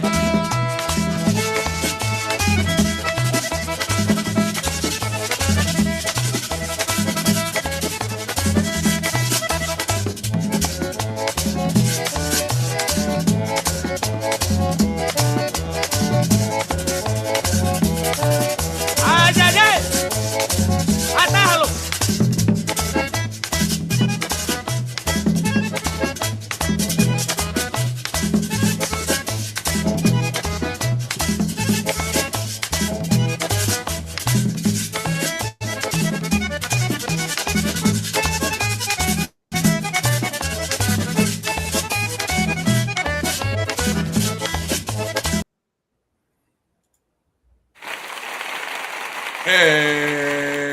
Y se fueron. Pero estos tigres siempre se van para el baño cuando no está haciendo su vaina. Míralo ahí. Perdón. Es jodiendo contigo. Buenas noches a nuestros 2000 viewers que tenemos ahora. Estamos en vivo desde los juegos de la Copa Mundial, de la sala de O. ¿Cómo amanecieron? ¿O cómo están, mi gente? ¿Bien? Bien, gracias a Dios, gracias a Dios. Estamos con sueños, son las 9:00 de la noche, nos estamos durmiendo. Dime entonces, ¿cómo va todo? Tranqui, un calor que hace aquí arriba en Nueva York. Es verdad, está caliente para allá. Muchacho, está peligroso. ¿Verdad? Sí, verdad. Mi hermana me había dicho que mandaron como una alerta que se iba a calentar muchísimo para allá. Sí. Entonces, el lío de vivir allá en Nueva York, que yo no te lo tengo que decir a ti, pero para que la gente que Muchacho. no sabe, que allá no hay aire central. Allá, si tú estás encerrado en una habitación con tu maquinito, con tu airecito en la habitación, y cuando tienes que ir a cocinar o bañarte, eso Yeah. es sudando como un perro.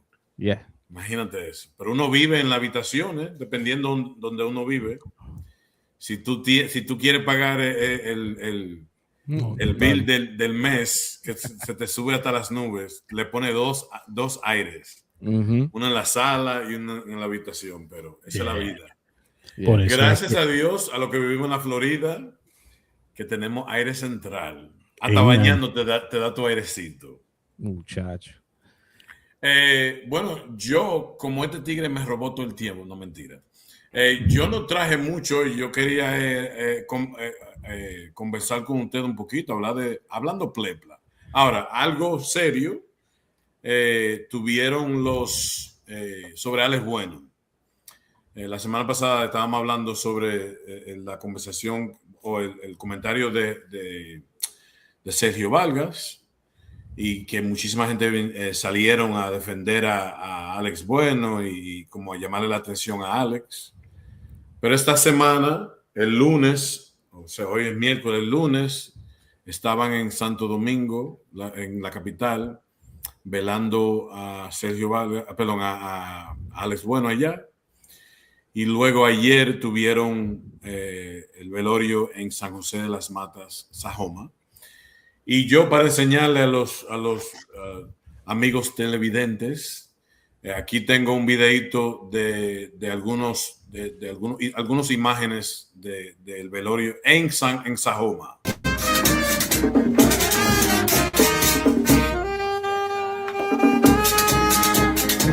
Ahí está Cacheíto. Cacheíto fue el guirero de Alex Bueno y de Sergio Vargas por muchos años. Y ahí tú escuchas Amor Divino.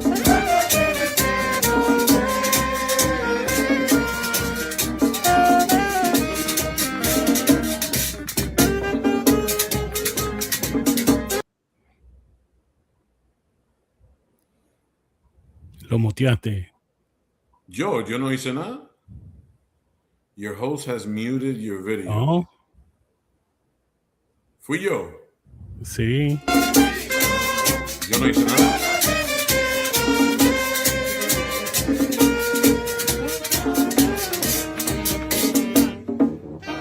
Yeah, man. Pero ahí tienen un video, como yo dije, yo no sé si se escuchó, ese Cacheíto en la guira. Cacheíto es un comediante ahora, pero antes él fue guirero de la Orquesta Liberación, que ahí estaba Alex Bueno, y también fue guirero con Sergio Vargas. Pero él tuvo algo particular, que él era uno de los guireros que se paraba al frente y bailaba con el frente de la orquesta de Sergio Vargas. So, ahí tiene Cacheíto y un grupo de personas, artistas y los ciudadanos o los que viven en Sajoma, en San José de la Mata, que están allá en el velorio. Aquí tengo otro videito. Voy a tener mucho cuidado. Le voy a bajar el volumen porque las canciones no quiero que me bloqueen. So, déjame ver cómo lo hago, pero voy a ponerlo sin audio. A ver si me sale. So, ahí están la gente de Sajoma y están caminando con un cuerpo de él en las calles. Obviamente celebrando la vida, se está tocando música ahí de Alex. Y sí, hombre, qué triste perder una estrella como Alex Bueno. Tantos recuerdos de buena música, un muchacho con mucho talento que superó tanto, de verdad. Eso fue para mí la parte que a mí siempre me gustaba Alex Bueno en los 80 y los 90, pero a ver cómo él se superó, porque él cayó en tantos momentos difíciles. Para él superarse así y llegar donde estaba pegado mucho en Nueva York, hacía gira. Hay una comunidad grande de dominicanos, por ejemplo, en Pennsylvania, en North Carolina, en la Florida, y él hacía mucha gira para esos lados.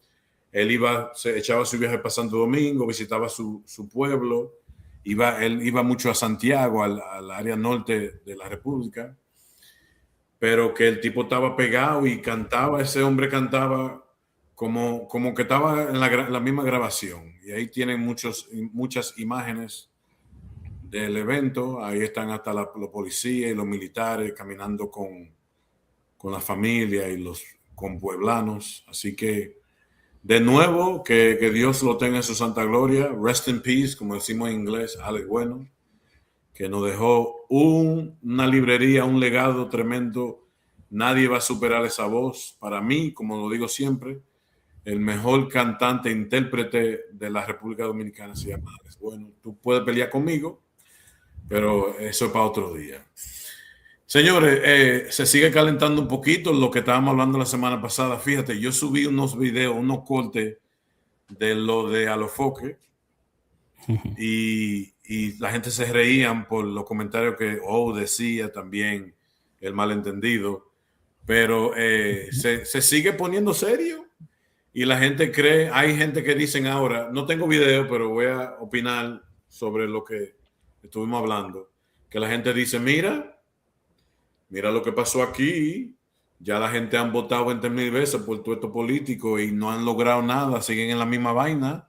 Tú te ríes hoy, pero ahorita cuando está los foques de presidente, ahí es que tú vas a estar llorando de verdad.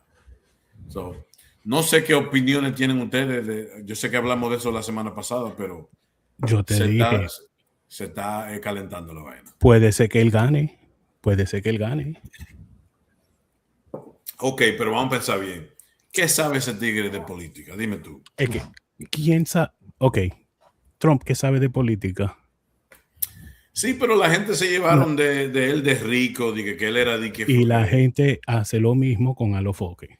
Yo no puedo creer que la gente va a dejar la presidencia, el mundo presidencia Alofoque. No. ¿A que sí? Que tú me estás diciendo a mí que va a ganar Alofoque el presidente. No, que va a sacar una serie. La presidencia de Alofoque. El programa, ok. Dice un reality de eso. Él se atreve. Y la gente lo ven. Con un reguero de mujer en cuero y vaina bailando. Eso es lo que hace, eso es lo que le gusta a los tigres. El primer programa que hizo, ¿cómo se llama? Era Casa Alofoque, ¿verdad? Ese era el programa. Sí, de los reales. Primero. Sí. Entonces, Planeta Alofoque. No, primero era Casa 1, después Casa 2, después el Planeta. Porque el 3 nunca, él tenía que ser el 1 y el 3, porque el 2 nunca da. No, porque el 1 no fue que dio. Porque tenía a la fruta, ¿verdad? Hay un dicho. Sí, se entiende. Parte 1, parte 2 nunca da, Sol tenía que ser parte 3. Pero. No, pero eso fue lo relajado con él, que la parte 2 le dio mejor que la 1 y la tercera. Pero por eso yo digo que sí, puede haber chance que él gane. Él puede ganar. Él tiene súper posibilidad de ganar. Solamente porque él está usando las redes a su favor. Sí. ¿Tú me entiendes? Pero él siempre lo ha hecho. Oye, yo lo dudo que él gane. Porque la mayoría de estos chamaquitos que siguen a los foques no son muchachitos que van y votan. Estos muchachitos los que andan en la calle hablando. ¿Tú crees que no van a votar? No, hombre, no. La mayoría de esos tigres no tienen ni cédula. ¿Tú crees que van a ponerse a votar? Oye, van a decir, Alofoque va a decir, me ponen presidente y todos los viernes los hombres pueden salir de su casa sin problema de la mujer. Oye, no, yo lo que te estoy diciendo es que hay dos tipos de personas que siguen a Alofoque. Los fanáticos, obviamente, y los que lo odian. Los que lo quieren ver caer. Entonces, esa gente no van a votar por los que lo quieren ver caer, no van a votar por Alofoque. Y los muchachitos que siguen a los foques, lo que les gustan es el escándalo y toda la vaina que él hace. Ellos no van a poder. Eso es todo show, hombre. Es todo show. Mira. Bueno, es un show peligroso. Sí. Un show exactamente. Peligroso. Él tiene buena posibilidad él tiene buena posibilidad de ganar. Yo no sé. Yo creo que es como hablar de es para como para que la gente se entusiasme o que digan, ay, no, tú estás, o sea, para hacer conversación, pero que en realidad eso va a suceder. Si estoy mal y me sale el tiro por la culata después, yo digo, ok, está bien, estaba mal, pero la realidad es que yo lo dudo que llegue a ese punto. Primero él tiene que aceptar la invitación del partido ese, que el partido cristiano. Esa fue la parte que me dio. Digo, un partido cristiano solicitando, dándole la oportunidad a los que si quiere tomar la presidencia con el partido. Oye, es que parte de la campaña va a ser Fireball para todo el mundo. Ay, no, explícame una vaina. Ok, hey, disculpa, malentendido. Explícame una vaina. Dale. ¿Cuál es el afán del dominicano hoy con la vaina de Fireball? ¿Eso es un enjuague vocal? Yo no entiendo. Porque, Explícame ese ching. yo no entiendo. Yo estoy perdido con eso. Porque el Fireball no es nada nuevo. Nada. Eso está dando la vuelta por años. Y de un repente, no, todo el mundo con su Fireball. Que no, que necesito ese traguito. Ese traguito que viene en una bolita. No. Que parece... ese es el Buzzball. Okay, esa buzzball. vaina para matar. Sí, es el Buzzball, sí, ¿verdad? Eso, yeah. ¿Y el Fireball es cuál? El Fireball es exactamente eso. ¿Sabe como el dulce que vendían aquí? El Fireball, pero con alcohol. Pero que no tiene mucho alcohol, esa vaina no tiene mucho alcohol. No. El chiquito que ellos usan no tiene mucho, pero tú te lo puedes comprar más grandecito. Pero, loco, eso es como tú... oye, tomar Fireball es como tú coges... Número uno, si tú quieres más alcohol, búscate una botella de NyQuil en la farmacia, que eso te va a dar más potencia. Eso es número uno. Número dos, si tú quieres saber cómo sabe Fireball, tú lo que tienes que hacer es coger un enjuague vocal de eso, de Colgate, de Scope, lo que sea, y buscate uno que tiene la vaina de canela, y eso es lo que es Fireball. Sí. Fireball no es nada más que un enjuague vocal. Dejen su vaina. Pueblo dominicano, dejen su vaina. De un día a otro, esa vaina, todo el mundo es pegado de eso. Porque cuando nosotros éramos jóvenes, yo veía esa vaina, eso es lo que sabía, como la menta esa de Fireball, que nada más pura canela con un chin de alcohol. Ahora, sí, yo lo he visto en los chiquitos, que a la gente le gusta dárselo, y yo, ¿verdad? No. ¿Le gusta darle el chiquito? No. A ellos sí. A ellos sí, que, porque muchachos. Hablando de los chamaquitos. Le gusta no. Oye, espérate, los chamaquitos les gusta darle el chiquito. Pero ellos se lo comen el chiquito ahora, dije que se la vaina. Exactamente. Hostia. Pues no, oye. Yo hostia, tío. Yo no entiendo. El Fireball, yo vi hasta a los foques con una botella de esa vaina. Y después este tigre por lo menos sabe del meneo. El Fireball estaba aquí en los 2015, 16 por ahí. Un fenómeno. Y en menos de un año, cuando tú bebías esa vaina, eso es lo que era un enjuague. Yo dije, pero esta mierda, yo estoy gastando dinero para un enjuague vocal. Sí, y se desapareció. Ahora la gente que bebe eso lo relajan aquí, en los Estados Unidos. Pero allá en Dominicana, lo que la gente se están bebiendo esa vaina como que, mierda, loco, como que es una vaina, un casimigo, una vaina de eso. Sí, es como cuando se hizo famoso el Four Locos. También, así. Sí, el Buzzball es casi así, como un Four Loco. That's crazy. Oh, man. Que lo venden, aquí en la Florida lo venden hasta en la gasolinera, venden esa vaina. Yeah. Oye, déjame decirte lo que me acaba de saltar aquí. Para él ser un candidato serio, solamente necesita como 100,000 votos. Está bien. Pero eso no quiere, coño, loco. Va a seguir con la misma vaina. Brother, ¿tú no crees que hay 100,000 bobos? Sí. Yo te puedo decir que hay 500,000. Pero cuando llega la vaina seria, la gente no va a votar. Puede llegar. Oye, él solamente yo te voy a necesita esos votos para entrar a ese partido. Te voy a dar un dato como tú diste ahorita. yo estoy dispuesto a decir que un 60% de lo que siguen a los foques quizá hasta no votan. Ok, ahora coge esos 60, mira el número que tiene a los foques que lo están siguiendo y dime cuál es el número de los 60%. Mi hermano, Bueno, Vamos, pero vamos a ver, vamos a ver. abriéndote un YouTube y siguiendo a un streamer, es diferente que tú tengas tu cédula, tus papeles y que tengas que ir a un yeah, edificio a votar. Come on, man. sí. Sí, no, la cosa es que la mayoría, bueno, 1% de la gente que estaban viendo el reality que él estaba haciendo eran de otro país, Claro. pero a él tiene, como le dicen, following allá en la República. Ella hay mucha gente, de los Claro, tiene jovencitos su hasta los fanático. viejitos, tiene su fanático. Sí. Y Oye, si, ok, y si muchos pueden votar, tal vez voten por él. Pero él tiene la misma oportunidad que los otros candidatos.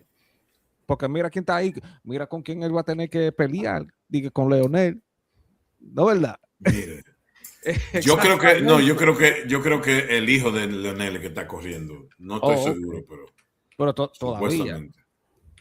todavía. Bueno, Sí, va a ser interesante eso, bien bueno, interesante. yo no puedo hablar porque aquí en los Estados Unidos tenemos un presidente que fue una estrella de reality TV. Ujú. Y ese maldito loco ahora anda por ahí acabando con medio mundo, robándose todos los cuartos y la gasolina está a casi $4. Y la gente dice que no, este tigre va a ser el cambio que necesita el país, que no es político, que es diferente y estamos en la misma vaina que siempre. Así que si los extranjeros, si el pueblo dominicano no aprende que a veces tú tienes poniendo un tipo que no es político en una posición así, no te va a resultar en lo que tú crees simplemente porque no es un político. Ujú. I don't know, digo yo. Yo estoy tirándote ahí, yo estoy Bueno, diciendo que ahora la buena pregunta es, si vamos a decir que él gana, a los ¿quiénes foques. son? Sí, vamos a decir que él gana.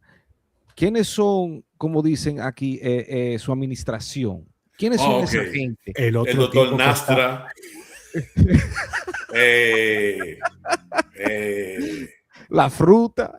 la fruta, tú estos tigres, ¿quién Carlos más? Montejiu. Todito el grupito de él. Porque, Imagínate. porque esa es la gran Topo pregunta. Point. Y si le sale el lápiz. No, el lápiz no quiere saber de a los foques. Ese tigre sí no No. quiere so, saber. entonces No, sería Bullying 47. Bullying 47. Oh, sí. Yo creo que Con, él ha pasado por la Secretario, casa. secretario de qué sé yo qué, Bullying ah, 47. espérate, pero el Alfa no es amiguito de él también. Sí, yo creo Bueno, que sí. Yeah. ¿tú estás seguro? Porque yo pensaba que ellos tuvieron como ¿cómo es la palabra que le dicen falling out? Como Eh, que se separaron un poquito después de la sí. última producción que hizo, porque él como que se desvió y se enfocó más en los extranjeros y dejó a los foques en lo suyo. Yo no Yo no creo que sé. sean tan buen amigos como eran antes, creo yo, según lo que he visto, porque yo no soy Pero ningún farandulero tampoco. ten cuidado lo que tú dices, porque si vas a Santo Domingo te funan, te va para la cárcel Oye, Bueno, yo creo por que el hablar de esa Alfa vaina. tuvo una pelea de boxeo ahí con uno de la gente de la ¿quién? casa. El Alfa, yo creo. Yo ¿Fue el sé que Alfa? habían No, sí, fue otro tigre, uno que se llama Toxic Crow, Toxic Crow. peleó en una Yo, vaina. sí, ¿ustedes no, saben quién es Toxic pero Crow? yo creo que el Alfa también, porque fueran como tres cartas de boxeo que tenían. Unos jovencitos que son que se están moviendo en el mundo profesional, el Toxic Crow y el Oh, gallo. uno que se llama Christian Casablanca también estaba ahí. Ajá, Ok, ajá. ok, yeah. Oye, ya hace mucho que yo no escucho una canción de Toxic Crow. Toxic Ustedes Crow nunca, estaba aquí en Orlando cuando yo fui a ver a Gillo Sarante y so, Orosorio y todos esos tigres. tú lo escuchaste. Yo lo escuché un poquito. Es que no es mi tipo tú ves, no es no es mi vía de música que me interesa a mí. No es hablar mal, porque yo entiendo que eso es lo que le gusta a la gente. Yo soy un viejo de casi 50 años que me gusta mi música tradicional. Yo lo que me gustaría es ver la juventud crear nuevas ideas para que la música dominicana, que es bachata y merengue, siga en alto y que tengamos nuevas estrellas femeninas y masculinos. Tú ves, nuevo Ale Bueno. Bueno, Ale Bueno nadie lo va a replicar. Pero diciendo que estrellas en la música sería un palo. Espérate, sí, puede ver otro Alex Bueno. Sí. Bueno, puede sí. ver otro Alex Bueno. Solamente ponme a hablar con este tipo, con Alajazá. Yo le saco el álbum. Alajazá. Hey, ¿qué está pasando con Echo? No Se sé. le fue la luz. Oye, el Echo vieron... se encuentra. Dime. Dale. No. Habla, que Alajazá, yo creo que fue la semana pasada, hizo un concierto pequeñito en live. Estaba bien. Todavía no canta, pero estaba bien. La banda, porque te dije que Alajazá, para mí, ¿ok? No hablando mal ni nada, pero para mí Alajazá es un tremendo músico, pero de cantar, no para mí. A mí el que me gusta que canta mucho es Dayan el Apechao, que le hizo el merengue que pegó ¿cómo se llama el tipo? El Bad Bunny. El merengue ese que pegó Bad Bunny fue una producción, fue hecha por Dayan el Apechao. El problema de Dayan el Apechao es que Dayan el Apechao no escribe ni lee música. Él es, ¿cómo que le dicen? Autodacta. Hay una palabra, no lo voy a intentar. O sea que aprendió a tocar música simplemente por el oído. Por el oído. Sí. Él no sabe ni leer ni escribir música. Pero es un tremendo talento. No, pero eso no para el músico que sabe su música. Exactamente, eso es lo que yo iba a decir. Sí, brother. pero dime. No, ¿qué tú ibas a decir? No, que para mí yo lo considero como uno de los jóvenes con mucho talento que debe brillar, pero no le dan sus flores, no le ponen en la televisión.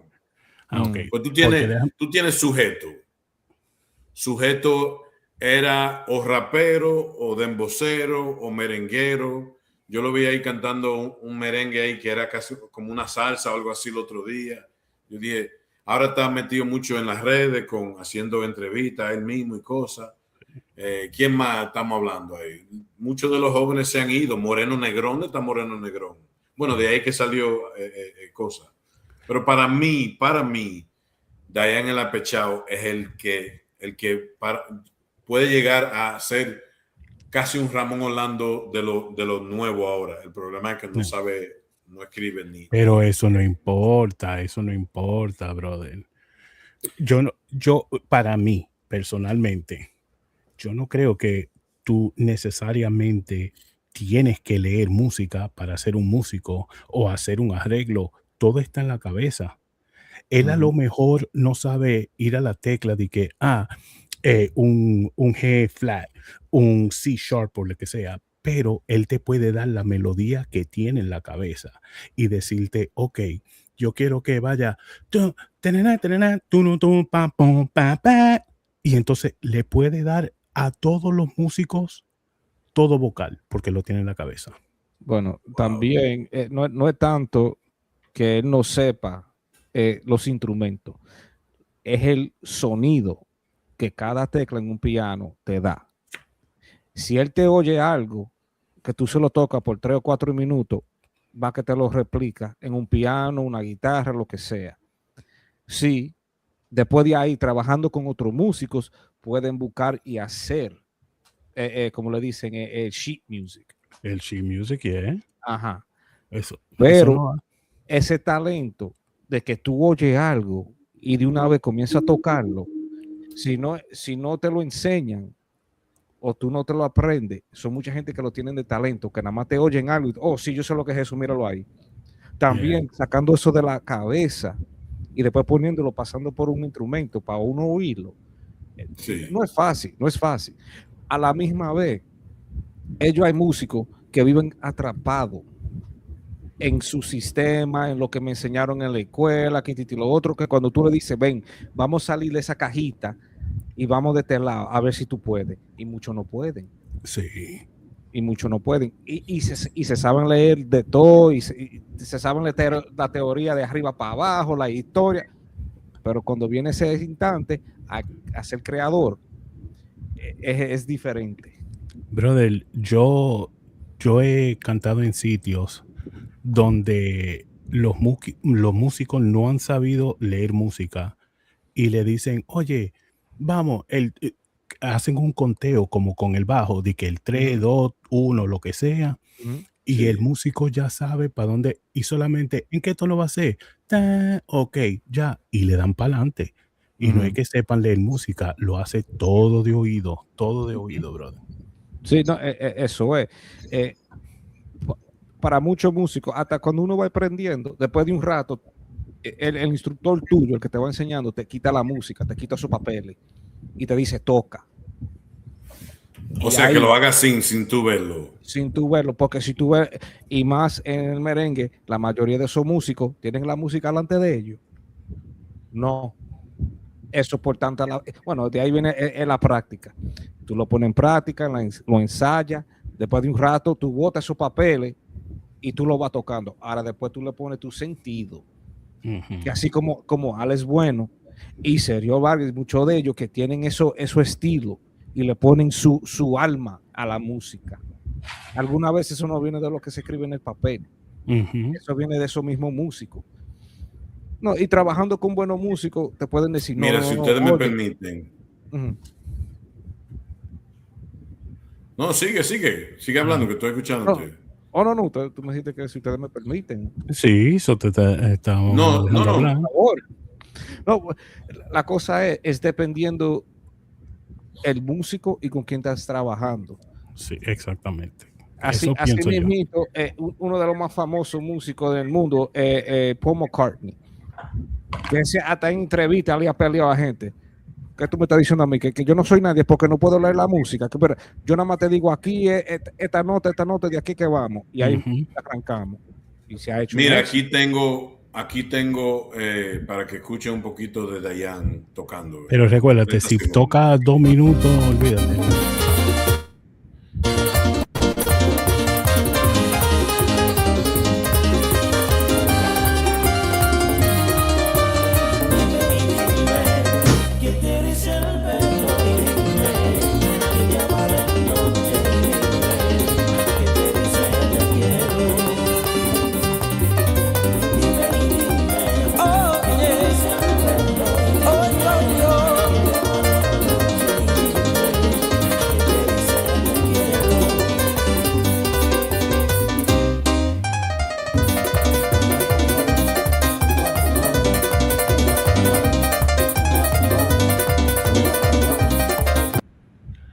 Cogiste eso de YouTube, brother. Si nos bloquean es por este video. Es verdad. Claro. 10 segundos. Eso ni fue 10 segundos, eso fue como media hora, brother. No, qué coño, loco, tú se exagerado. No, yo te puse eso. Dime. ¿Tuviste la técnica del piano? Hace años que no se escucha un pianista así en el merengue. Eso que te estoy diciendo, el tipo tiene talento. Él se sabe ese instrumento muy bien. Sí. Su técnica no es de pianista. Se le ve que no cogió instrucción, pero ese hombre se sabe dónde están todos esos soniditos. Sí. Y sabe llegarse para allá. Eso es talento. Sí, eso es talento. Él se sabe las notas y cómo van juntas, solamente que no te puede leer un papel y decir, esta es G, esta es B, ¿me entiendes? Pero él se sabe las teclas y el sonido. No. So, ese tipo, vamos a decir, te puede decir, ok, si yo toco el piano así, oye, la trompeta, saxofón, del mismo piano le está dando la nota. Del mismo piano se la está dando, nada más lo que los músicos tienen que seguir lo de ellos, pero ojalá que nunca aprenda a leer música o meterse en vainas así, porque quién sabe si se le daña ese talento. Sí. No, yo tengo una teoría. ¿Usted me entiende? Yo tengo una teoría. En esa misma entrevista, él decide, él le preguntan, ¿quiénes son tus lo que te inspiraron a tocar el piano. Ramón Orlando, él dijo, no, yo te voy a ser sincero, yo nunca he sido fan de Ramón Orlando, no porque no tiene talento, es porque de mi edad hay como un espacio entre la música donde yo me crié a los tiempos de Ramón Orlando. Yo me imagino, aquí en la República Dominicana siempre se ha dicho que los merengueros de antes no ayudan a los merengueros de ahora, y por eso que hay hay una desconexión entre ambos. Y yo me pregunto si él con ese comentario quizás algunas personas lo cogieron como de una forma fea, no fea, pero como irrespetuosa hacia el maestro, y quizá por eso que tú no lo escuchas mucho en la televisión dominicana como otros merengueros. Creo eso soy yo inventándomela, pero me pregunto, ¿es posible que eso suceda? Porque contra ese tipo tiene un talento de su madre, y eso tú escuchaste ahí segundos de música, imagínate un concierto entero de ese tipo. Digo yo, pero Eco, ¿cómo tú estás, mi hermano? Todo bien. Quería yo decir que me gustaría saber lo que piensa Ramón Orlando sobre él ha dicho cosas muy buenas de él. ¿Sí? Yo te la busco la semana que viene. Él ha dicho cosas muy buenas de él. ¿Cómo le sonaría a un maestro como Ramón Orlando la técnica de ese tipo? Y hay otro por ahí. Hay un video del hijo, yo se lo envié a ustedes, el hijo de Ramón Orlando, que es un matatán con el piano también. ¿Sí? Y yo le mandé, yo lo tengo, pero no, como tú dijiste, yo no quiero subirlo porque si me van a meter en problemas y viene este tigre a hablar vaina de que soy yo que estoy dañando. Es que tú siempre nos bloqueas. No, porque si tú te vas a poner con tu mierda, yo no bajo ser tu amiguito. Enemiguito, no me hable. Estamos hablando como Roy Tabaré y Sergio Vargas. Loco, te perdiste la semana pasada. Había una pelea grande entre Roy Tabaré y Sergio Vargas tirándose fuerte. Tú sabes que yo vi esa controversia de cuando vi algunos clips del funeral del maestro Alex Bueno, que le estaba preguntando a algunos artistas qué es lo que piensan sobre lo que dijo Sergio Vargas, y yo nunca investigué lo que dijo Sergio Vargas sobre Alex Bueno y sobre la vida que él llevaba, algo así. Brother, te lo voy a resumir. Sergio Vargas dijo, oye, él era un tecato y por eso se murió de cáncer. Well, wow. ¿Tú me entiendes? Lo que no se dice. No se dice. No sé, son palabras que son media fuertes porque, mira, algo que yo sé de los craqueros, de los crackheads. Yo conozco crackheads que han vivido 10,000 años y tú lo ves. Yo he visto crackheads cuando yo estaba chiquito que todavía están vivos por ahí sin dientes y vaina, pero están ahí. Entonces no sé si eso es, no sé si eso es algo que es como honesto. No sé si sería verdad que una persona tenga cáncer porque fuman crack. La cosa es que después que uno... permíteme. No, dale tú primero, ¿verdad? Perdón que yo te interrumpí. Mira, la cosa es que después de una edad, el viejo le da lo que yo digo en inglés, vocaloria, diarrea de la boca. Lo que piensa solamente lo suelta, ¿me entiendes? Y él no tuvo el tacto de quedarse callado. El tipo se acaba de morir diciendo nada, que él usaba droga. No, eso no se hace, brother. Mira. Él murió por producto del desorden de una vida que él no debió llevar. Por eso es que Sergio Vargas se tiene que cepillar los dientes. Sí, porque mira, Sergio Vargas siempre tú lo ves con un tabaco, y eso tú puedes decir también que eso es algo que un vicio o un hábito que puede perjudicar la salud de él. Sí, entonces cuando él muera y le dé cáncer. No, eso estaba fuera de fuera de serie, fuera de como de o sea, que era inapropiado inapropiado. usar esa palabra.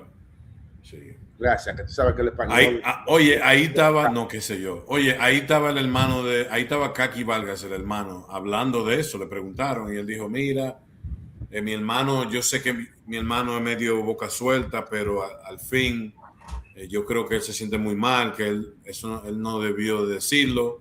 Yo no apoyo lo que él dice, pero yo sí apoyo a mi hermano y yo sé que Alex Bueno, si hubiera estado aquí, perdona a Alex, porque mi hermano lo ha dicho que su favorito. Alex Bueno ha dicho que su favorito merenguero es Sergio Vargas y Sergio Vargas lo ha dicho 20,000 veces.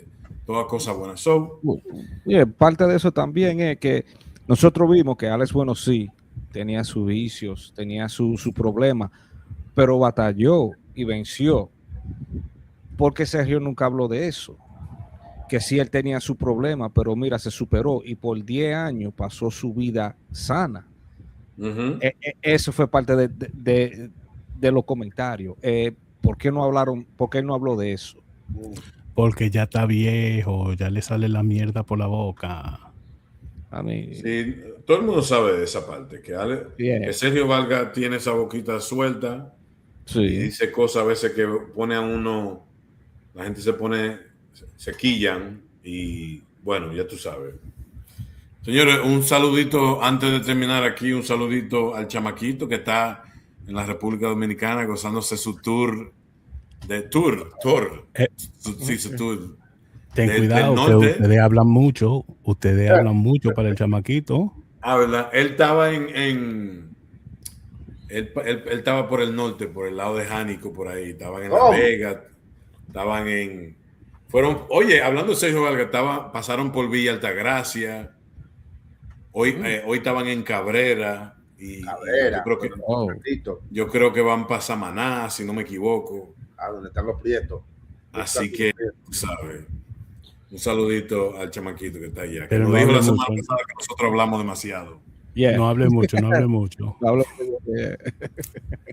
En plena grabación nos dijo de que no, es que esos tigres hablan demasiado. Bueno, algunos comentarios antes de yo cerrar el segmento el malentendido. Dígame. ¿Algún comentario? No, a mí, bueno, no hay mucho, ¿no? Da Dios pena toda. Bueno, para mí da mucha pena saber que un gran artista, que uno se crió con él, oyéndolo, y usted sabe que de una vida hermosa, porque tuvo su familia, venció lo más feo de esta vida, de este mundo, y bueno, da mucha pena que él falleció así, bajo descanso.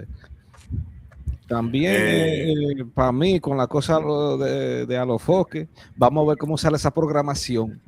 Vamos a ver cómo sale eso. O sea que es un show. Es que eso es un show, muchachos. ¿Tú no ves que tienen la tarima y todo? Qué bueno. Dígame una palabra de sabiduría suya. Bien.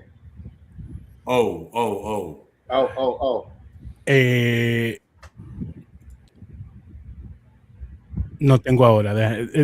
Vuelve, que te voy a tirar. Vuelve. Echo, usted se perdió en la mitad del show porque se le fue la luz allá en Jarabacoa.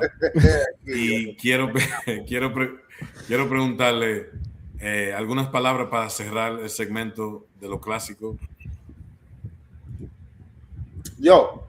Sí, dite cualquier vaina que te dé la gana. Señores, háblame de jabón de cuava si tú quieres, dile. Señores, hay que cuidar la salud mental de uno. Señores, con tanta vaina que está pasando en el mundo, traten de mantenerse quietos, humildes y tranquilos y pongan la paz sobre todo, que la felicidad no es todo. Uno a veces no puede garantizar que uno va a estar feliz todos los días, uno va a estar feliz siempre, pero si uno tiene paz en su vida, uno está bien. Así que para toda mi gente por ahí, yo sé que muchas cosas están pasando en el mundo, pero quédense tranquilos, señores, crean en Dios y nada, y manténganse heavy. Oh, usted dijo que lo dejen de último. ¿Qué quiere decir usted al mundo? Dígale algo. Usted está leyendo ahí. ¿Está comiendo? No, estoy buscando una foto que acabo de ver, Esa fue. pero espérate, no esa. Pero bueno, esto es lo que iba a decir. Señores, antes de ustedes votar por alguien, Anda, por papito. favor, haga su diligencia. Porque si ustedes ponen a los foques de presidente, se jodieron. Ya, con eso termino. Bueno, señores, se acabó el programa. Ya no hay nada que hacer. Vamos cortando. Estos tigres tienen sueño. Esta semana estamos patrocinados por Blistex, Lávalo Bembe. Lo primero que nos dejen 5 comentarios abajo, yo le envío una vainita de a su casa. Así que los primeros 5 que dejen su comentario, yo le voy a escribo y le mando una botellita de esto, la grasa o la manteca, como usted quiera. Que Dios me lo bendiga siempre. Gracias por seguirnos, dale like, suscríbete. Sigan a estos molondrones que andan conmigo, que ellos son buena gente y sobre todo ganaron los Knicks. Knicks en 5, Knicks en 5.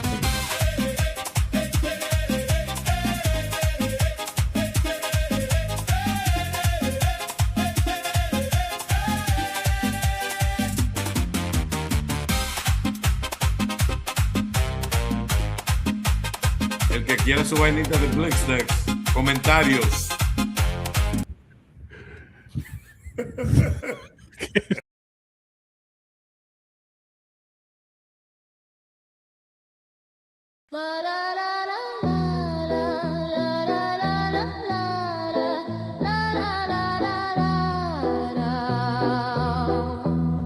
What the fuck, TV?